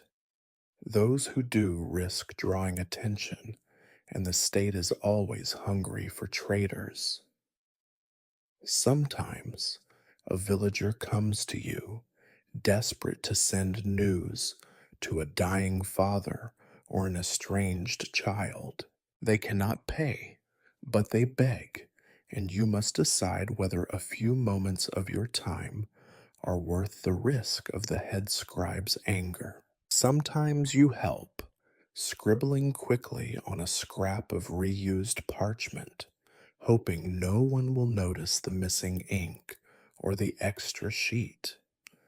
Other times, you turn them away, and their faces join the long parade of silent, disappointed eyes in your memory.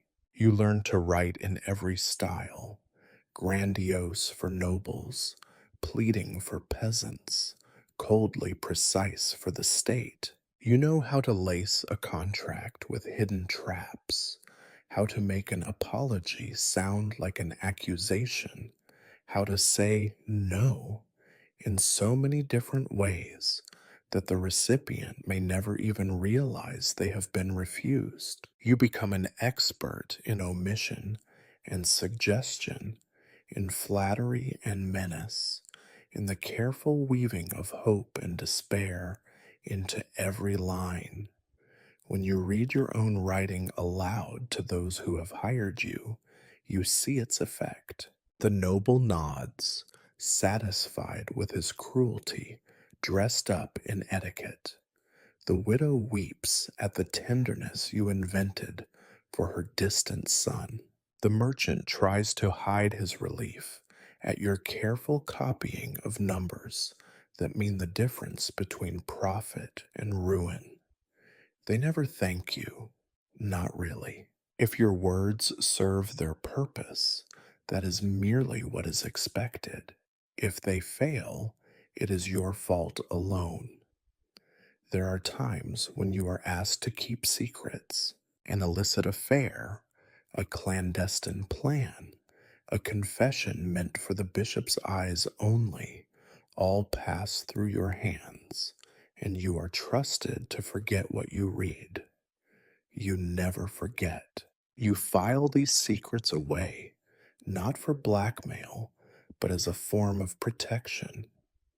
In the cutthroat world of the scriptorium, a well timed memory can be the difference between starvation and another day's work. You see, with growing clarity, that the world is built on these silent exchanges.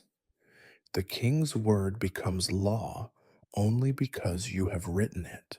The Lord's orders, the church's decrees, the merchant's contracts, all are merely air until a scribe gives them form. And yet, no matter how many words you write, you are not the author of your own fate. You are a vessel, a channel, a conduit for the needs and whims of others. Your own voice, your thoughts, your hopes, your protest is locked away. No one asks for your opinion. No one wants your story. You keep a small notebook hidden under your mattress where you scribble a few bitter lines before sleep claims you. Sometimes it is a list of complaints, sometimes a line of poetry, sometimes only a drawing of a rat chewing on a quill. You are careful to hide it well. Should anyone find it, your secret might be seen as subversion, a dangerous luxury in a world where even words are property. Every so often, a rumor circulates about a scribe who was caught slipping a secret message into an official document, a warning to a condemned man, a plea for mercy, a joke at a noble's expense. These stories always end the same way, with the scribe vanishing overnight, his desk quickly taken by another who asks no questions. You remind yourself to keep your hands steady and your words obedient. Yet, for all its dangers and indignities, there is a strange power in what you do. You are the only bridge between the silent and the heard, between the powerful and the powerless. You witness more of the world than most ever will, and your ink quietly shapes the course of lives. Even if you remain invisible, your work remains, long after you are gone, long after your bones join the dust under the scriptorium floor. You cannot say what will become of your own words. Perhaps one day a curious hand will find your secret notebook and wonder at the thoughts of a forgotten scribe. More likely, it will be burned with the rest, and your voice will vanish with the last puff of smoke. Until then, you write what you are told, and you do not speak what you truly think. The world is deaf, and your voice is nothing but a whisper caught in the ink. If you imagined the life of a scribe as one of quiet, dusty dignity, you were mistaken. The scriptorium is not a sanctuary. It is a crossroads where secrets are bartered, hidden, and sometimes betrayed. There are the records and letters you show to the world, and then there are the ones you dare not mention at all. You soon realize that to be a scribe is to become a silent witness to the secrets and sins of everyone who matters. You begin to notice it almost by accident. At first, it is a letter that arrives at the edge of dusk, delivered not by a servant in livery, but by a cloaked stranger who refuses to meet your eye. The instructions are clear.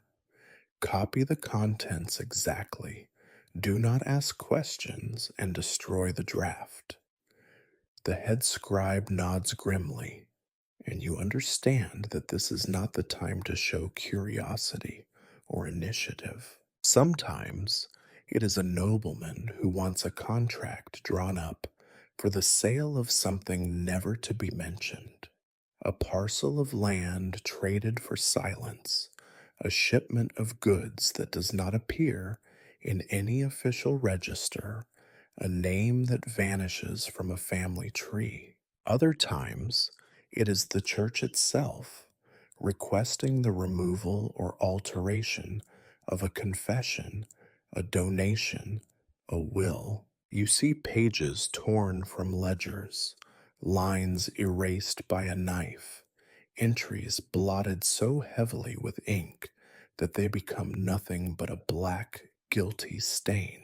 The old scribe is the only one who talks about such things, and even he does so rarely, in the kind of whisper that makes you check the shadows before you answer. There are three kinds of secrets in this world, he says. The ones everyone knows, but no one speaks. The ones you wish you could forget, and the ones that will get you killed if you so much as write them down. You do not know what happens to all the secrets you transcribe. Some are encoded, written in strange ciphers, or with deliberately mangled grammar. Some are slipped into the folds of official documents, trusting that no one will notice unless they are meant to. Some never leave the scriptorium at all, locked in a strong box by the head scribe, who guards it more jealously than his own health.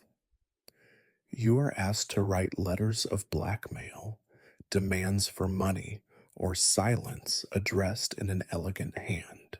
You are told to pen anonymous threats, warnings to rivals and traitors that, if discovered, could cost you your own fingers, or worse. Once, you are forced to forge a signature for a dying man, so his family will lose their farm to the church instead of inheriting it. You do this because the head scribe orders you to, and because you know that refusing would mean your own ruin. There are documents you are told to destroy, quietly, thoroughly, without a trace. You burn them in the iron stove at night, the scent of scorched parchment lingering long after the ashes have been swept away. The head scribe watches as the flames consume the words, and he says nothing.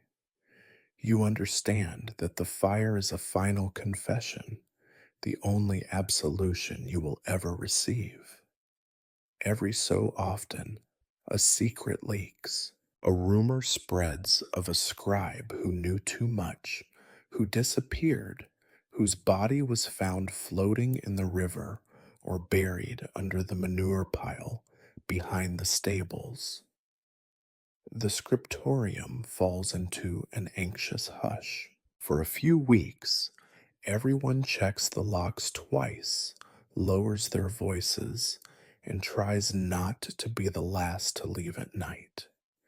You learn to recognize danger before it arrives. You spot the nervous glances, the quickened step of a servant carrying a sealed note, the sudden silence when certain names are mentioned. You become skilled at not seeing, not hearing, not remembering.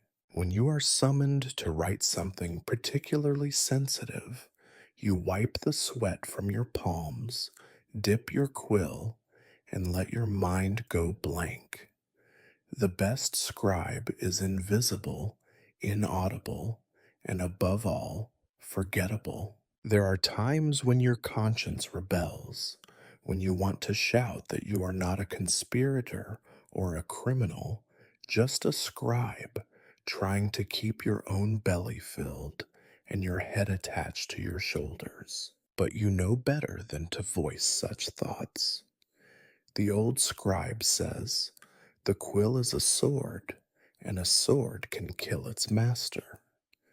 You see the truth in his eyes, the knowledge that every secret you help record could be your own undoing. The world outside the scriptorium suspects nothing or pretends not to. They believe that justice is written in honest hands, that church records are sacred, that contracts are binding.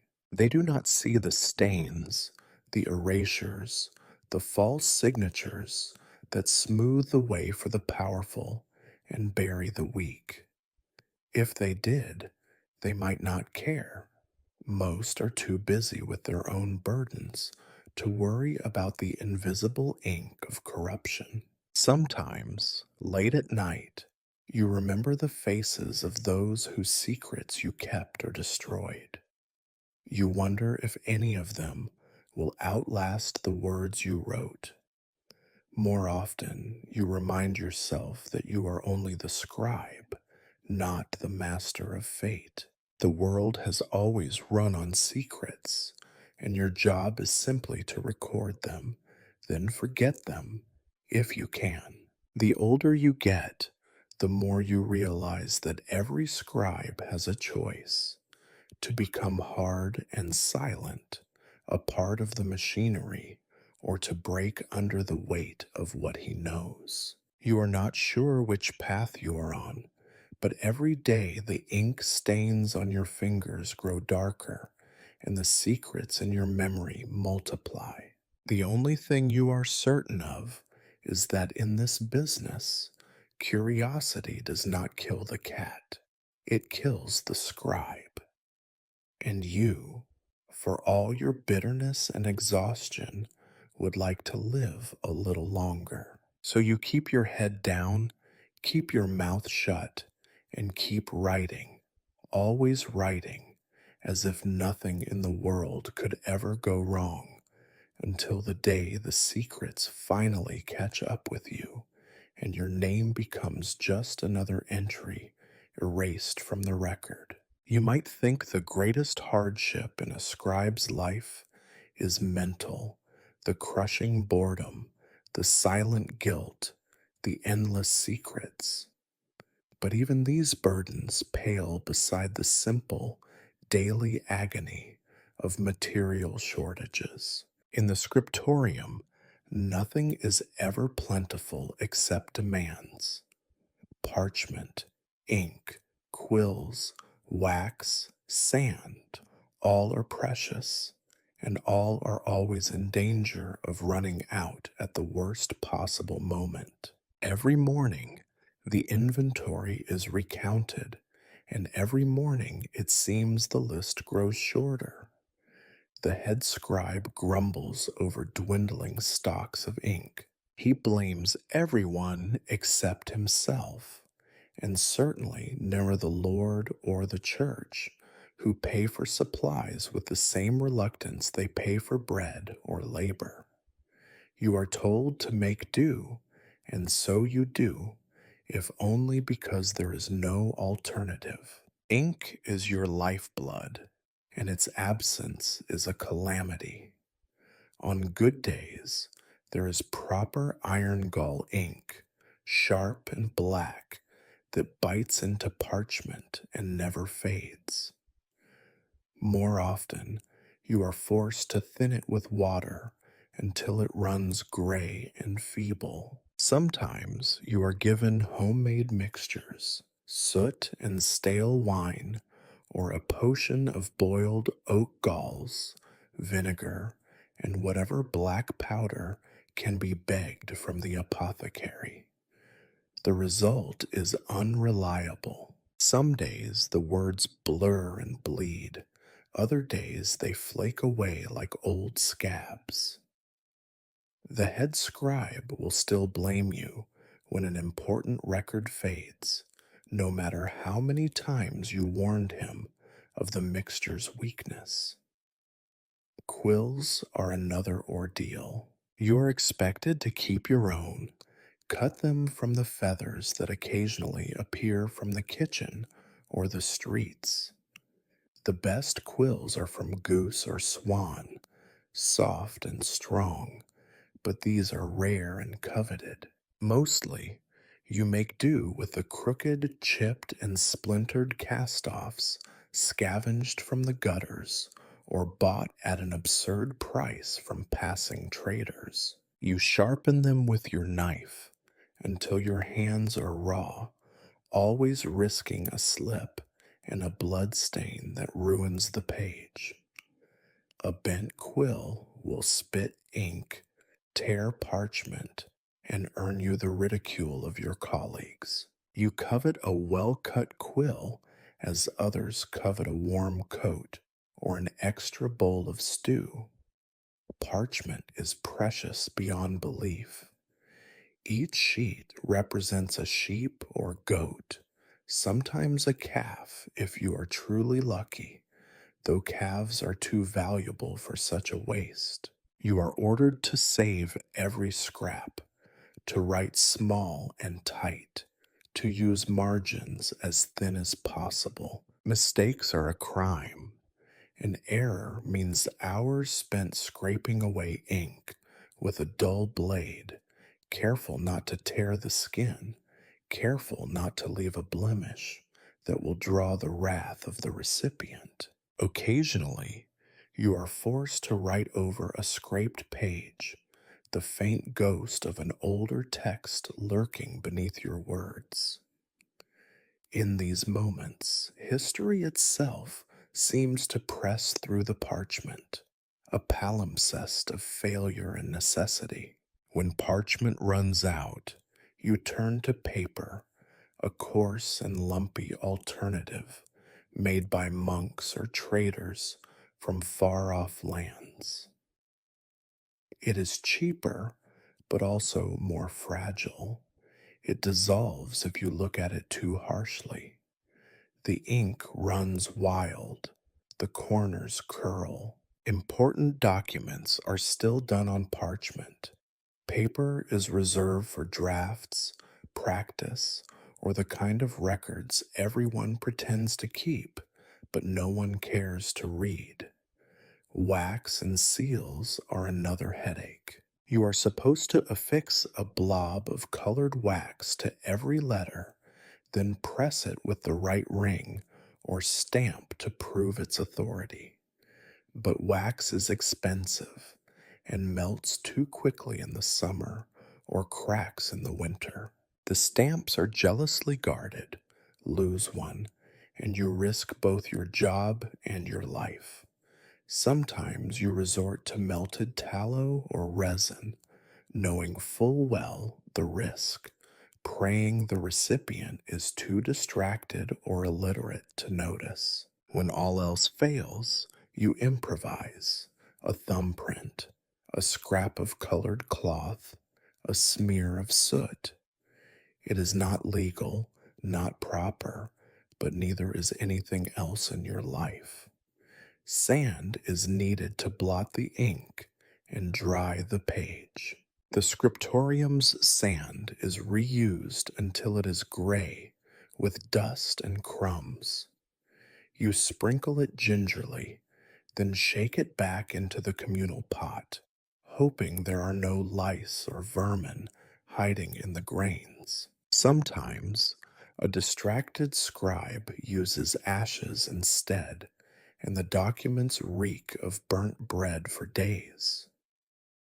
There is always the temptation to steal or hoard supplies. You are no better than your fellows. When you find an unused sheet or a particularly fine feather, you hide it under your shirt or in a loose floorboard. The old scribe is the most skilled at this, able to squirrel away enough ink and parchment to keep himself in business long after others have run dry. He winks at you when you catch him, but never shares. When disaster strikes, a shipment lost to bandits, a batch of ink ruined by mold, the scriptorium erupts in panic. The head scribe rages.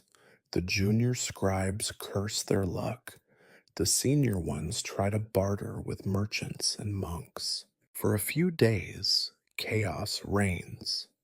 Work slows, tempers flare, and everyone eyes the dwindling supplies with suspicion and dread. In these lean times, improvisation is survival. You try to make ink from berries and lampblack. Use strips of bark or even shavings from the backs of old documents as notepaper. You bribe the kitchen boys for discarded feathers, steal wax drippings from the altar candles, beg the old scribe for a few drops of his secret hoard. Nothing is beneath you. Dignity is a luxury for those who are not starving or desperate. The result is a patchwork of compromise, a daily battle against scarcity. Every page you finish is a small victory. Every supply day survived is a miracle. You dream of a scriptorium with endless quills, clear black ink, smooth parchment stretching as far as the eye can see. A paradise you know will never exist, not in this world. And yet, you endure, you scrape, you patch, you improvise. You curse your luck and your masters and your colleagues, but you keep writing because the alternative is silence, and silence for a scribe is the same as death. You tell yourself that perhaps future scribes will have it easier, but deep down, you know better. The world will always find new ways to run short, and the scribe forever will be left to pick up the broken quill and carry on, scratching meaning from whatever scraps remain. There are days when the work will not end before darkness falls, and nights when it does not end at all. The scriptorium, never a place of warmth or comfort, becomes something else entirely after sunset, a world of flickering shadows, aching backs, and the kind of silence that swallows hope. The sun may set, the bells may ring, but the work remains, and so do you. The orders come from above, as always. A lord who needs his contracts before dawn, a bishop with a sermon to be copied for morning mass, a magistrate demanding a stack of records by sunrise. There is no room for protest, no hope of deferral. The state, the church, and the nobility do not sleep, and neither can their scribes. As the daylight fades, the scriptorium fills with the sickly glow of tallow candles and smoky oil lamps. The flame sputters and dances, throwing monstrous shapes on the walls. Shadows lengthen and deepen, crawling over stacks of parchment and puddles of ink. Your eyes, already strained by a day's labor, begin to itch and blur. Every small movement of your quill becomes a monumental effort, every line a test of will. The world outside is silent, except for the distant howls of dogs or the raucous laughter of drunks in the street. Inside, the only sounds are the scraping of knives on quills, the sniffling and coughing of tired scribes, the soft hiss as candle wax drips onto the battered table. You hear someone muttering curses at a particularly stubborn passage of scripture. Another scribe, nearly asleep, knocks over his inkwell, and a black tide seeps across the desk, swallowing words that will have to be written again from scratch. Fatigue is your constant companion. It seeps into your bones, weighs down your limbs, clouds your thoughts. The hours drag, and with them, your sense of self begins to fade. The more tired you are, the more the words dance on the page, forming shapes that make no sense. You stare at the same sentence for what feels like an eternity, unable to remember what language you are supposed to be writing in, let alone what the words mean. The margins blur, the lines slope drunkenly, and you force your hand to stay steady. The old scribe claims he no longer notices the hours. He is part of the furniture, he says, as likely to rot as to rest. He tells you, not unkindly, that the best way to survive is to forget how to count the passing time. Write until you are finished or dead, he says, and if you are lucky, someone else will notice the difference. His voice is so dry and quiet, it could be mistaken for the wind. He is probably right. Sometimes, in the thick of night, the head scribe stalks the aisles with a lantern, peering over shoulders, searching for signs of laziness or sloppiness.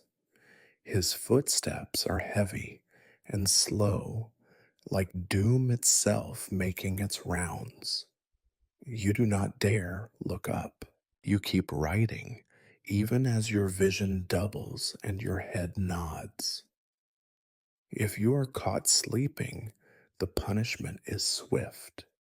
No food, extra chores, sometimes a blow with the flat of his hand or the hard edge of his ring. Once, a young scribe collapsed from exhaustion and woke to find half his hair shorn off as a warning to the rest. Some nights, a kind soul brews a pot of bitter herbal tea, passing it around in chipped mugs. It tastes of dirt and regret, but it stirs you awake for a little while.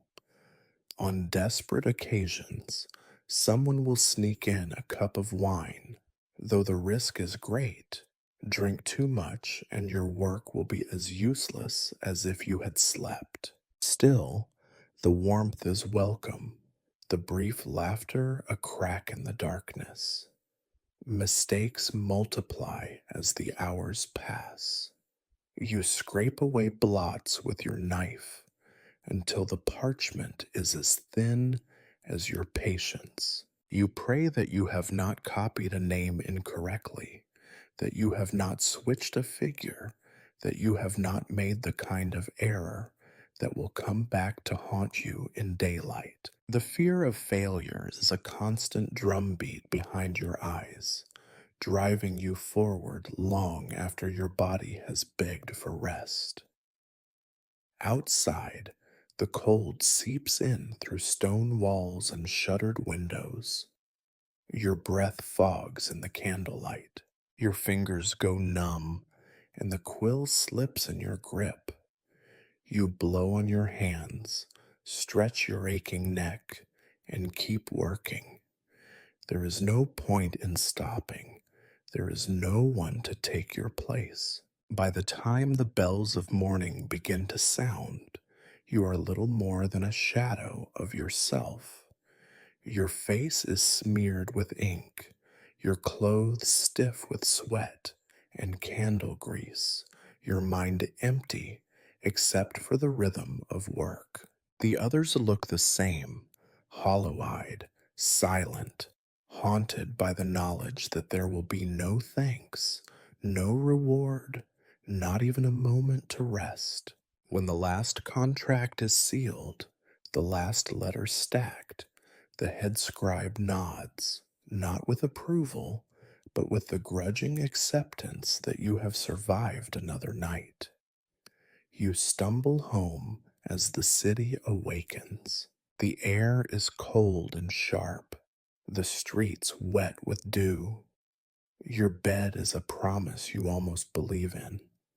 You collapse onto the straw, clothes and all, and fall into a sleep so deep it feels like drowning. You dream of parchment and ink, of candles that will not stay lit, of words that fade as you write them.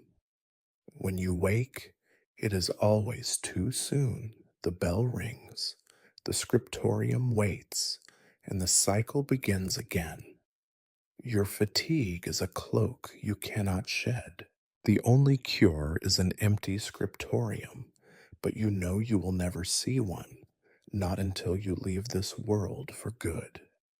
You learn eventually to embrace the darkness, to let it become a part of your work. Your best lines are written by candlelight, your neatest scripts drawn by hands, half numb with exhaustion. The night is your enemy, but also your accomplice, hiding your tears, swallowing your curses, covering your mistakes in a blanket of forgiving shadow. This, too, is the scribe's life.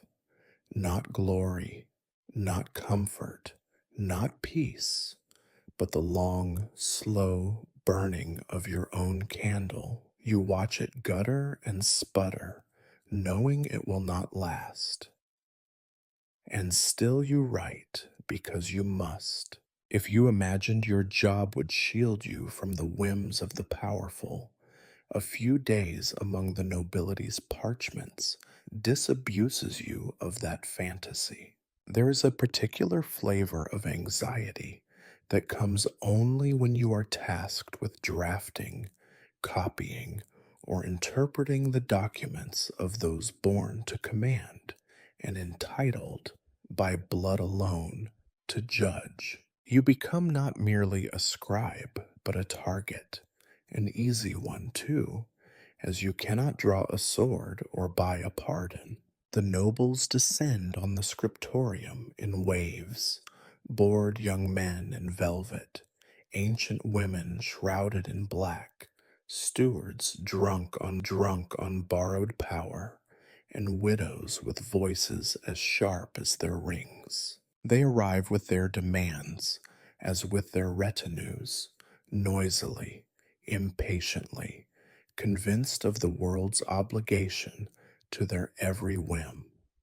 You are not a person to them, only a function, a pair of stained fingers and tired eyes. Their requests are never simple.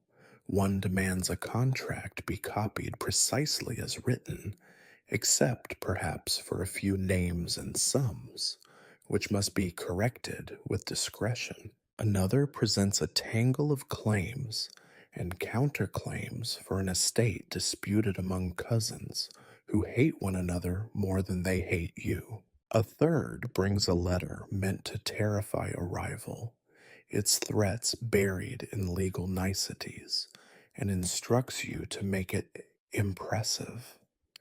You never know whether the words you write will bring about a marriage or a feud, an alliance or a quiet murder. Mistakes in these affairs are deadly, not for the nobles, of course, but for you. The head scribe hovers, sweat shining at his temples, correcting your formality, urging you to flatter and threaten in the same sentence. He reminds you that the goodwill of the house is at stake, and that the last scribe who offended a baron now lives somewhere very far away, digging much deeper than words. You take the hint. Every line is measured, every phrase weighted for the right mix of humility and pride. You are summoned to read the documents aloud, and this is where the real humiliation begins. The nobles recline on benches or pace the floor as you intone their victories and grievances.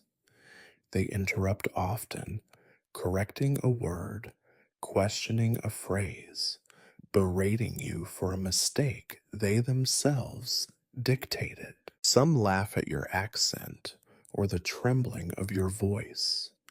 Others seem to take pleasure in watching you squirm, offering a coin for every error, then snatching it back at the slightest hesitation.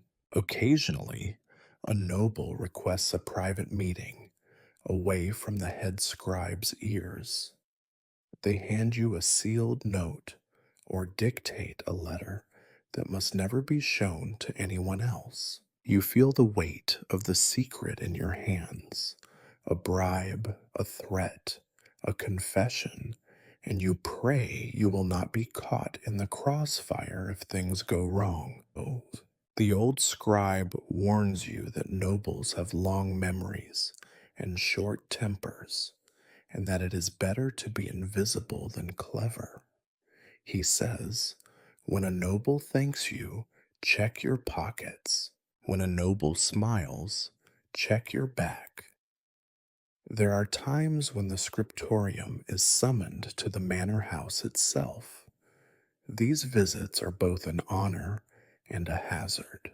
You walk the marble halls, feeling every eye upon you, conscious that one slip of the tongue could see you whipped in the yard or thrown in a cell.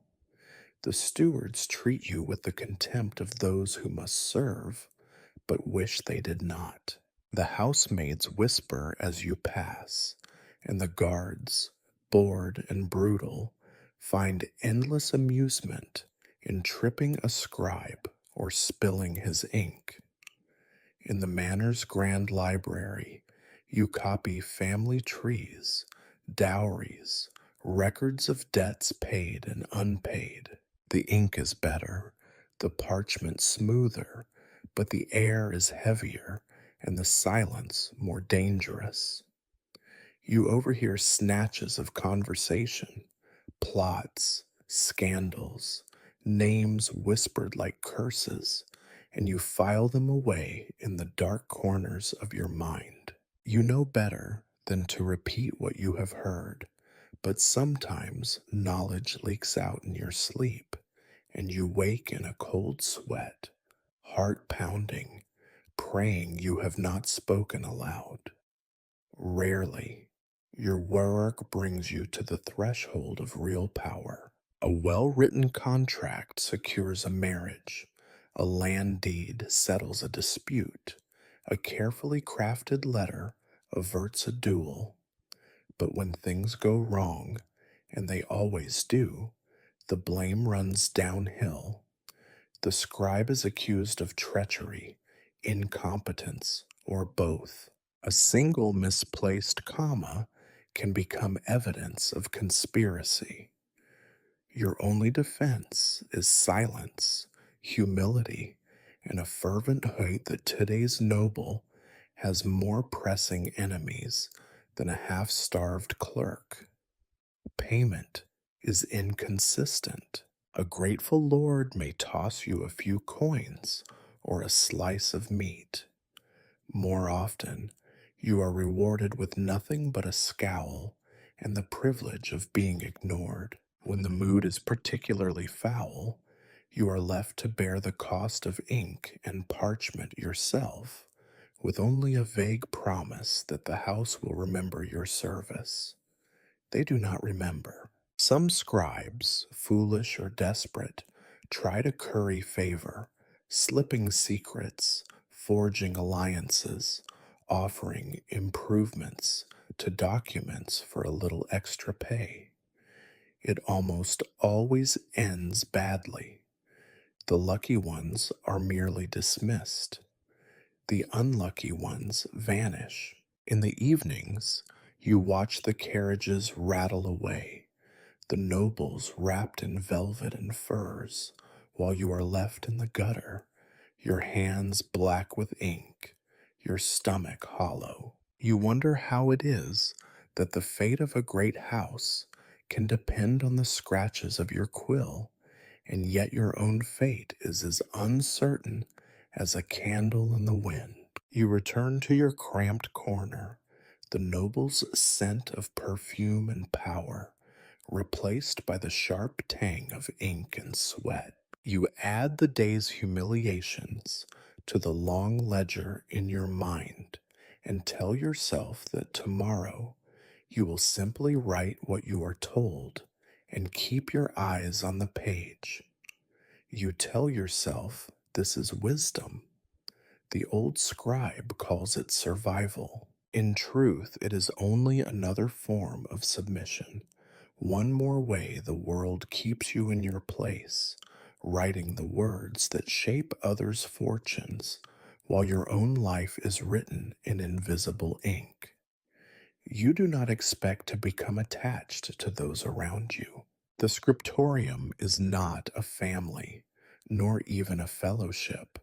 It is a collection of survivors, each too busy with their own hunger, fear, and ambition to risk much kindness. Yet over the endless seasons, bonds form in the spaces between exhaustion and misery. You know your fellow scribes' habits, their coughs and laughter, the way their hands tremble after a long night, or steady when they finally hold a decent quill. You know, too, that no one stays forever. Loss comes in many forms. Sometimes a scribe simply stops coming. At first, you think he has found better work or fallen ill for a few days. But the scriptorium is small, and news, however faint or distorted, always arrives. The old scribe, who has seen more departures than arrivals, tells you in a low voice, he died in his sleep, or they found him in the alley with his purse cut and his papers gone, or worse, he went to the mines. You do not ask questions because questions are dangerous and you have too many of your own. When a scribe dies, there is no ceremony, no prayers from the church, unless the head scribe can wrangle a fee from the bereaved family. Most of the time, the desk is cleared within hours, his scraps of parchment divided up among the survivors. His cloak, if not too infested with lice, is quietly claimed by the boldest among you. The old scribe might mutter a line from a psalm as he sharpens a knife for a new quill. The rest go back to work. The head scribe announces, without looking up, there will be no delay. Yet grief is a stubborn thing. It worms its way into the cracks between lines of script. You find yourself hesitating at the old scribe's jokes, wondering what the lost man would have said. You hear a cough and turn, expecting a face that is no longer there. You catch yourself writing his name on the margins of a document, as if he might reappear to finish the task. The world outside is even less forgiving. When you lose a friend, a lover, a sibling, the loss is yours alone to bear. There is no time to mourn, no space to remember, except in hurried whispers or stolen moments before sleep. The city swallows its dead quickly. Plague pits fill with the bodies of those too poor for a grave. You watch the carts pass by the scriptorium window, the wheels caked with mud, the faces of the mourners as blank as your own. Worse still is losing someone you must keep working for. Perhaps it is the old scribe himself, finally too frail for this world, or the young woman who used to share her bread with you in winter. The work does not pause for sorrow. On the day of a funeral, you are still expected to copy contracts, draft confessions, write out the debts of the newly dead. You might be asked with cruel irony to record the inventory of your own friend's few belongings, or to write the letter that informs a distant relative of the loss. Your tears are not ink. They do not stain the page, though sometimes you wish they could. You learn quickly that grief is not an excuse. The head scribe will not listen. Pain is for the grave, he says, and mistakes are for the pit. He is not being cruel, just practical.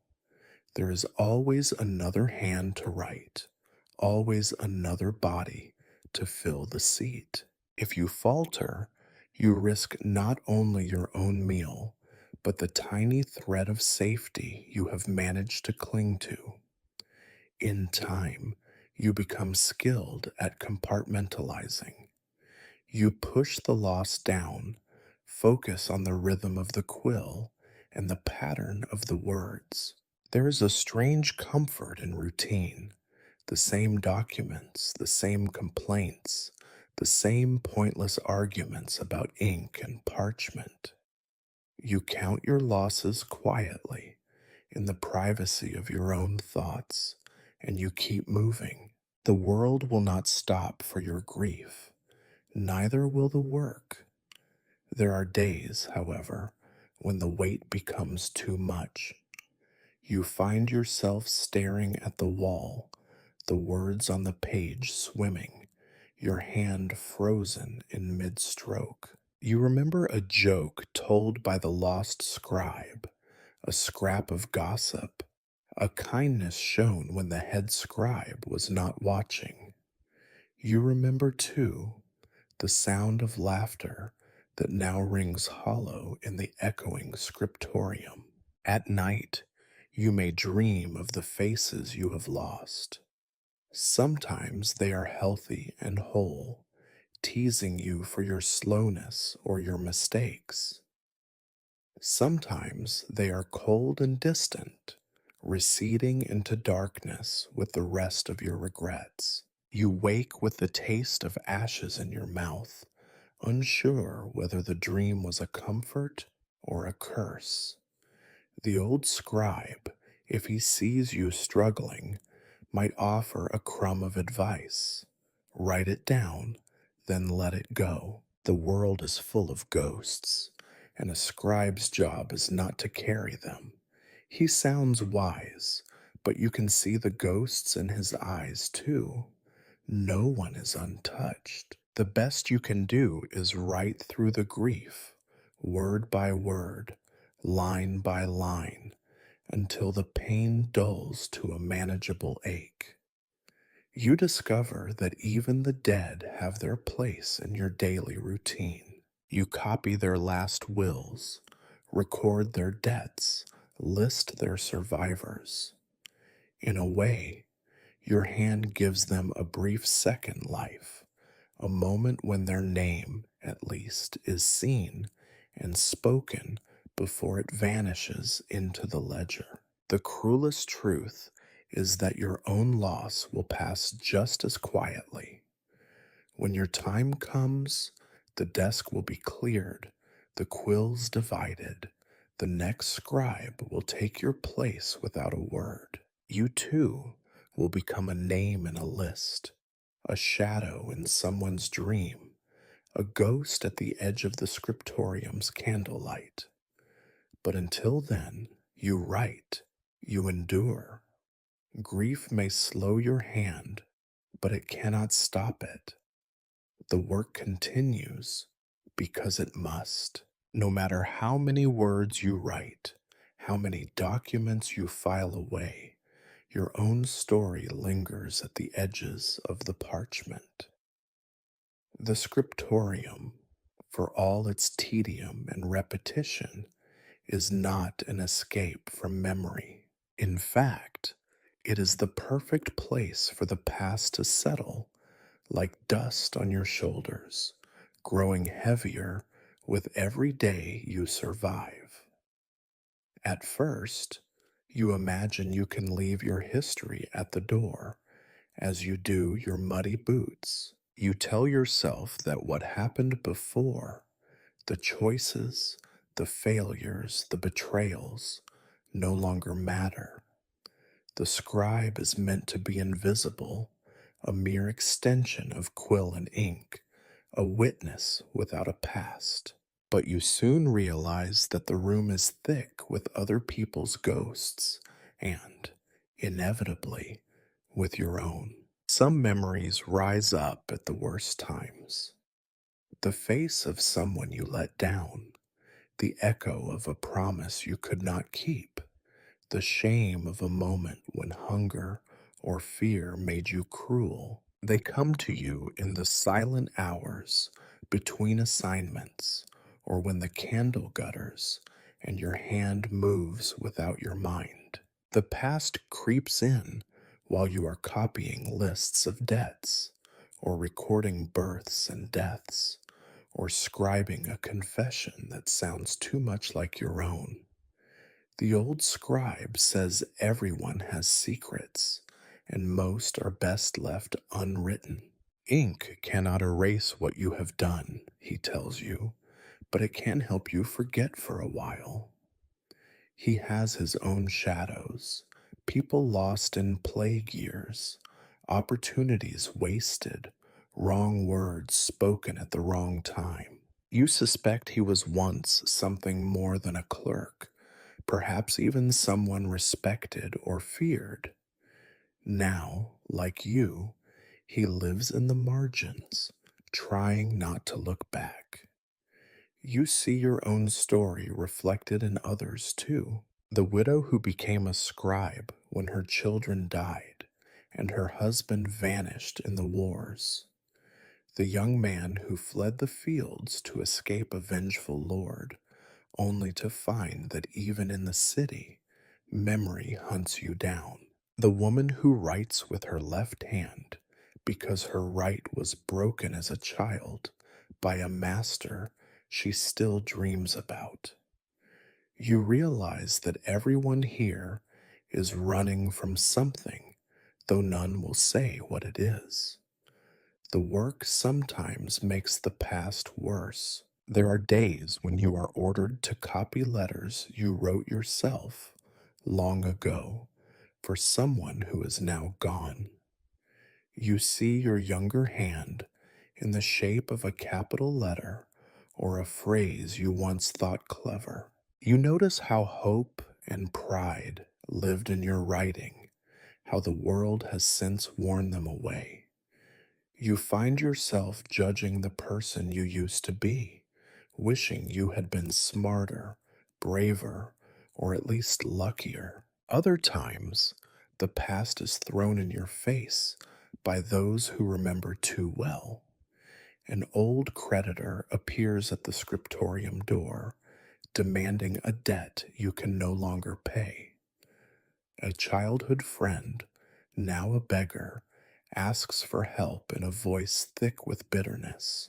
A former master, rich and fat, passes by in a litter and does not even look in your direction, though you remember the sting of his cane. Every word you write for others is a reminder that your own story is just another tale of loss, disappointment, and survival. Night is the worst. Exhausted, you close your eyes and find yourself back in other times and places. the village street where you first learned to read, the cramped loft where you hid during the riots, the day you left home with only a promise and a pair of stolen shoes. Sometimes the dreams are kind, showing you faces you miss or paths you wish you had taken. More often, they are cruel, reminding you of every wrong turn, every trust broken, every kindness you failed to return.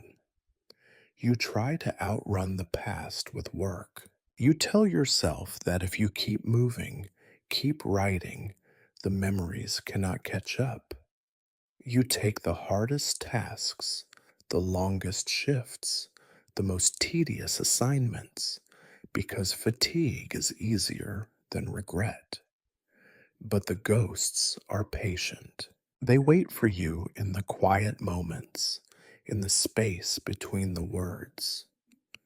Sometimes the past offers a small comfort, a memory of warmth, a lesson learned too late. The head scribe once caught you staring into space, lost in thought. He sneered, "There's nothing in the past for you. You have work to do." But the old scribe later pressed a crust of bread into your hand and whispered, "We all live with our shadows. Just do not let them be the only thing you see." You try, as best you can, to make peace with the past. You write it out in secret, not for the ledgers, but for yourself. Fragments of stories, confessions that will never be read, apologies that cannot be delivered. You hide these scraps as you hide your heart, knowing that if they are ever found, they could be used against you. Still, the act of writing is a balm, a small proof that you are more than your worst moments. Even so, you know the world will not remember your regrets. The scriptorium cares only for what you produce, not what you have endured. When you die, your secrets will die with you. Your shadows will be swept away with your bones, and the next scribe will take your place with no idea of the burdens you bore. And yet, for as long as you live, the past is always with you, sometimes as a lesson, sometimes as a curse, always as a presence at your elbow, guiding or haunting your every line. You dip your quill once more, tell yourself that today is all that matters, and try, for another few hours, to outwrite the ghosts. The world outside the scriptorium is not a sanctuary, but a different kind of battlefield, one with fewer rules and even less comfort. When the day's work ends and you step into the chill evening, your body aches with more than fatigue. You feel thin, like you have been scraped across too many pages and the ink of your own life is running out. Home, if you can call it that, is whatever shelter you have managed to claim.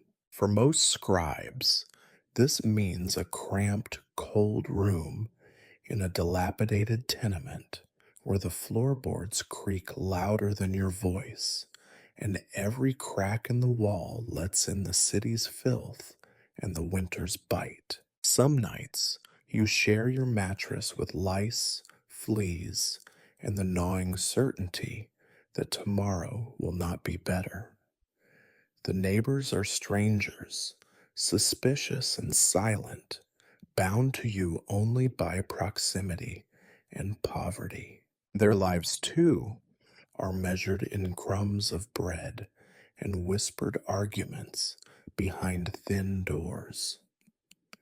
You recognize fellow scribes by the ink stains on their cuffs, the hunched shoulders, the shuffle of weary feet climbing narrow stairs. You exchange small nods, sometimes a loaf or a bit of news, but rarely trust.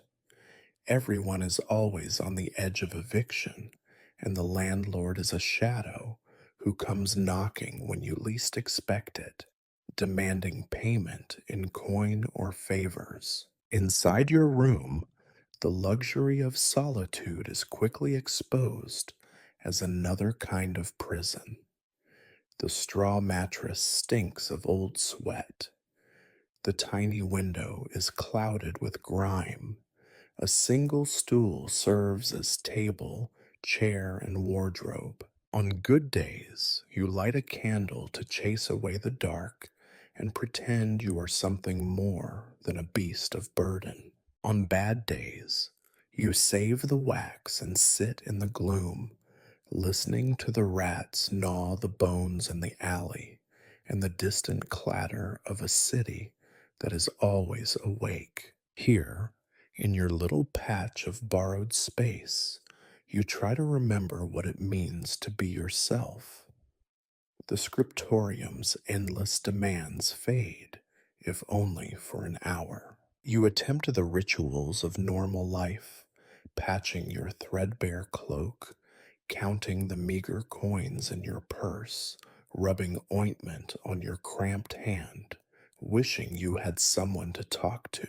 You eat whatever you have managed to scrounge or save from the day: a crust of bread, a slice of onion, a piece of cheese so old it could outlive you both.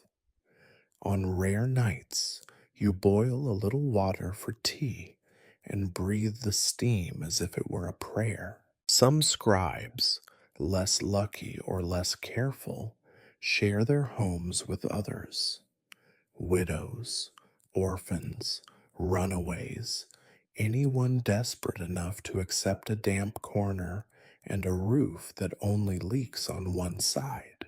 There is a certain comfort in shared misery, a kind of warmth that flickers briefly between the complaints about work, the exchange of rumors, the bitter jokes about who will be sacked next. Sometimes you find yourself wishing for that company, but you know it comes at a price. Secrets are too easy to spill in the dark, and trust is a luxury that can be sold for a meal or a dry blanket.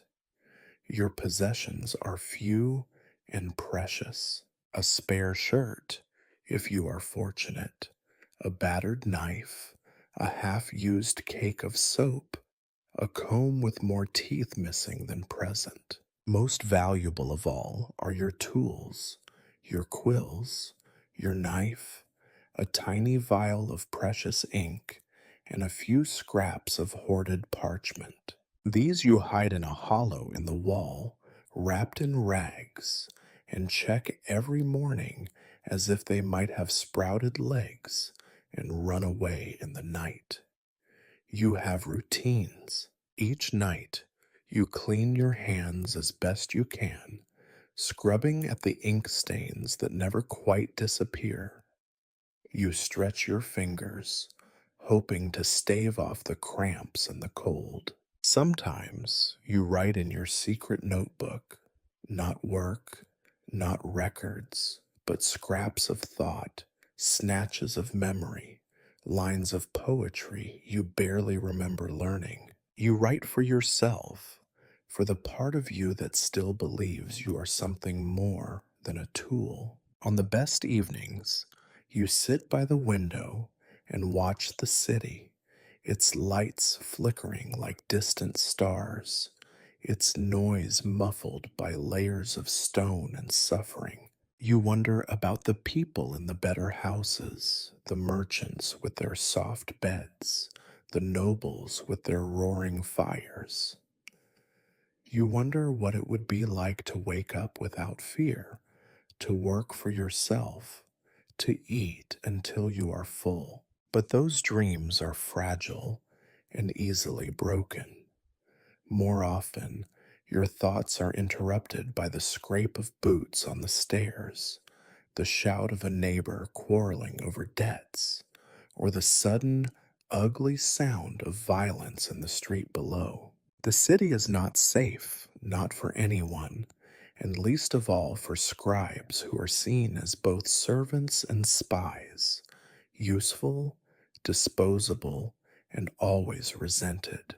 Sometimes a memory slips in uninvited, a family you left behind, a childhood before the ink, a friend whose laughter you cannot recall without pain. You let yourself feel these things for a moment, then tuck them away as you tuck away your tools, knowing that sentiment is as dangerous as hunger.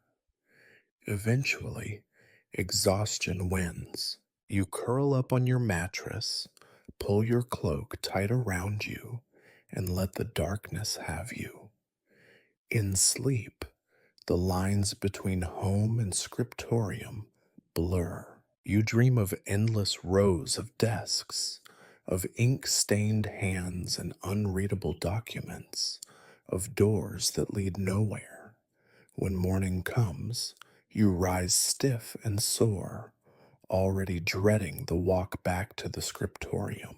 You eat what little remains, if anything, and check your hiding place again. The city is waiting. It's cold.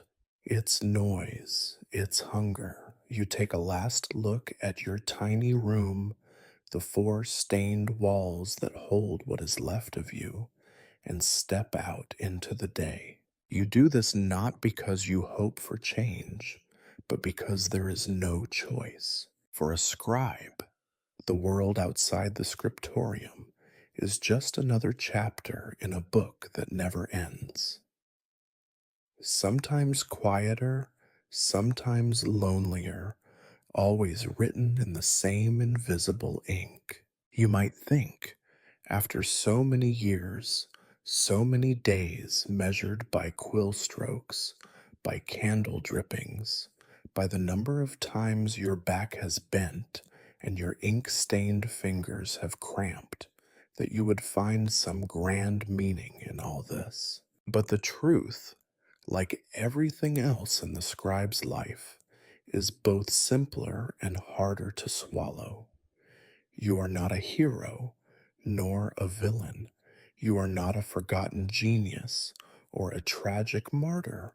You are a scribe, nothing more, nothing less. Each morning, as the sun creeps above the rooftops and the city coughs itself awake, you move through the familiar motions. You step into the scriptorium, hang your threadbare cloak, nod to the few faces you recognize. You take up your place at the desk, already crowded with today's demands: letters to draft, records to copy, decrees to illuminate, and secrets to bury. The tools of your trade are unchanged: cheap ink, battered quill, half-torn parchment, the memory of yesterday's mistakes still smoldering in your mind. No one thanks you for your work. No one remembers your name. You are part of the machinery now, as replaceable as a broken chair or a snapped feather. Even the old scribe, your silent mentor, is fading, his hair whiter, his jokes softer, his hands trembling as he sharpens his last quill. You sense your own future in him, a slow descent into invisibility, the quiet terror of being overlooked even in a room built for forgetting. You try, sometimes, to recall how you came here. You remember childhood lessons under a leaking roof, the first taste of ink, the first bitter realization that words do not set you free, but bind you more tightly to the whims of others. You remember the days you thought yourself clever, the hopes you once had of rising above your station, the dreams of being something more. Time has scraped those thoughts away, just as you scrape away your errors on the page, leaving behind only faint outlines. And yet, in this monotony, there is a peculiar sort of wisdom. You learn the value of patience, not because patience is a virtue, but because you have no other choice. You become an expert in humility, in making yourself small, in listening without speaking. You learn to measure a life in lines written and lines lost, in the weight of silence, in the rare and precious moment when the ink flows true and the words do not betray you. You find, against all logic, a kind of comfort in the ritual. The scriptorium is not a kind place, but it is a known one. Its rules are harsh but stable. The world outside is chaos, fire and famine, plague and war, the whims of lords and the malice of mobs. But here, at least, you know what is expected. You know your role, your limits, your worth. It is not much, but it is yours. There are still moments, brief, fleeting, when meaning peeks through the grime. A letter you write that spares a child from eviction. A contract that brings two estranged families together, if only for a season. An illuminated page that draws a smile from the priest, or a gasp from a child peering through the window. These are not victories, not really, but they are enough to remind you that even the smallest life leaves a mark, however faint. You understand, finally, that history will never record your struggles, your losses, your endless nights. The chronicles will name kings and bishops, traitors and saints, but every one of those stories is written in a scribe's hand, your hand. Your legacy is not in what you say or what you own, but in the words that pass through you, stamped with the heavy wax of other people's power. There are days when you wonder what would happen if you simply stopped, if you laid down your quill, left the scriptorium, and vanished into the forest or the crowd. But the truth is, the world would not notice. Another would take your place. Another ink stained hand would carry the burden, and the machine would grind on.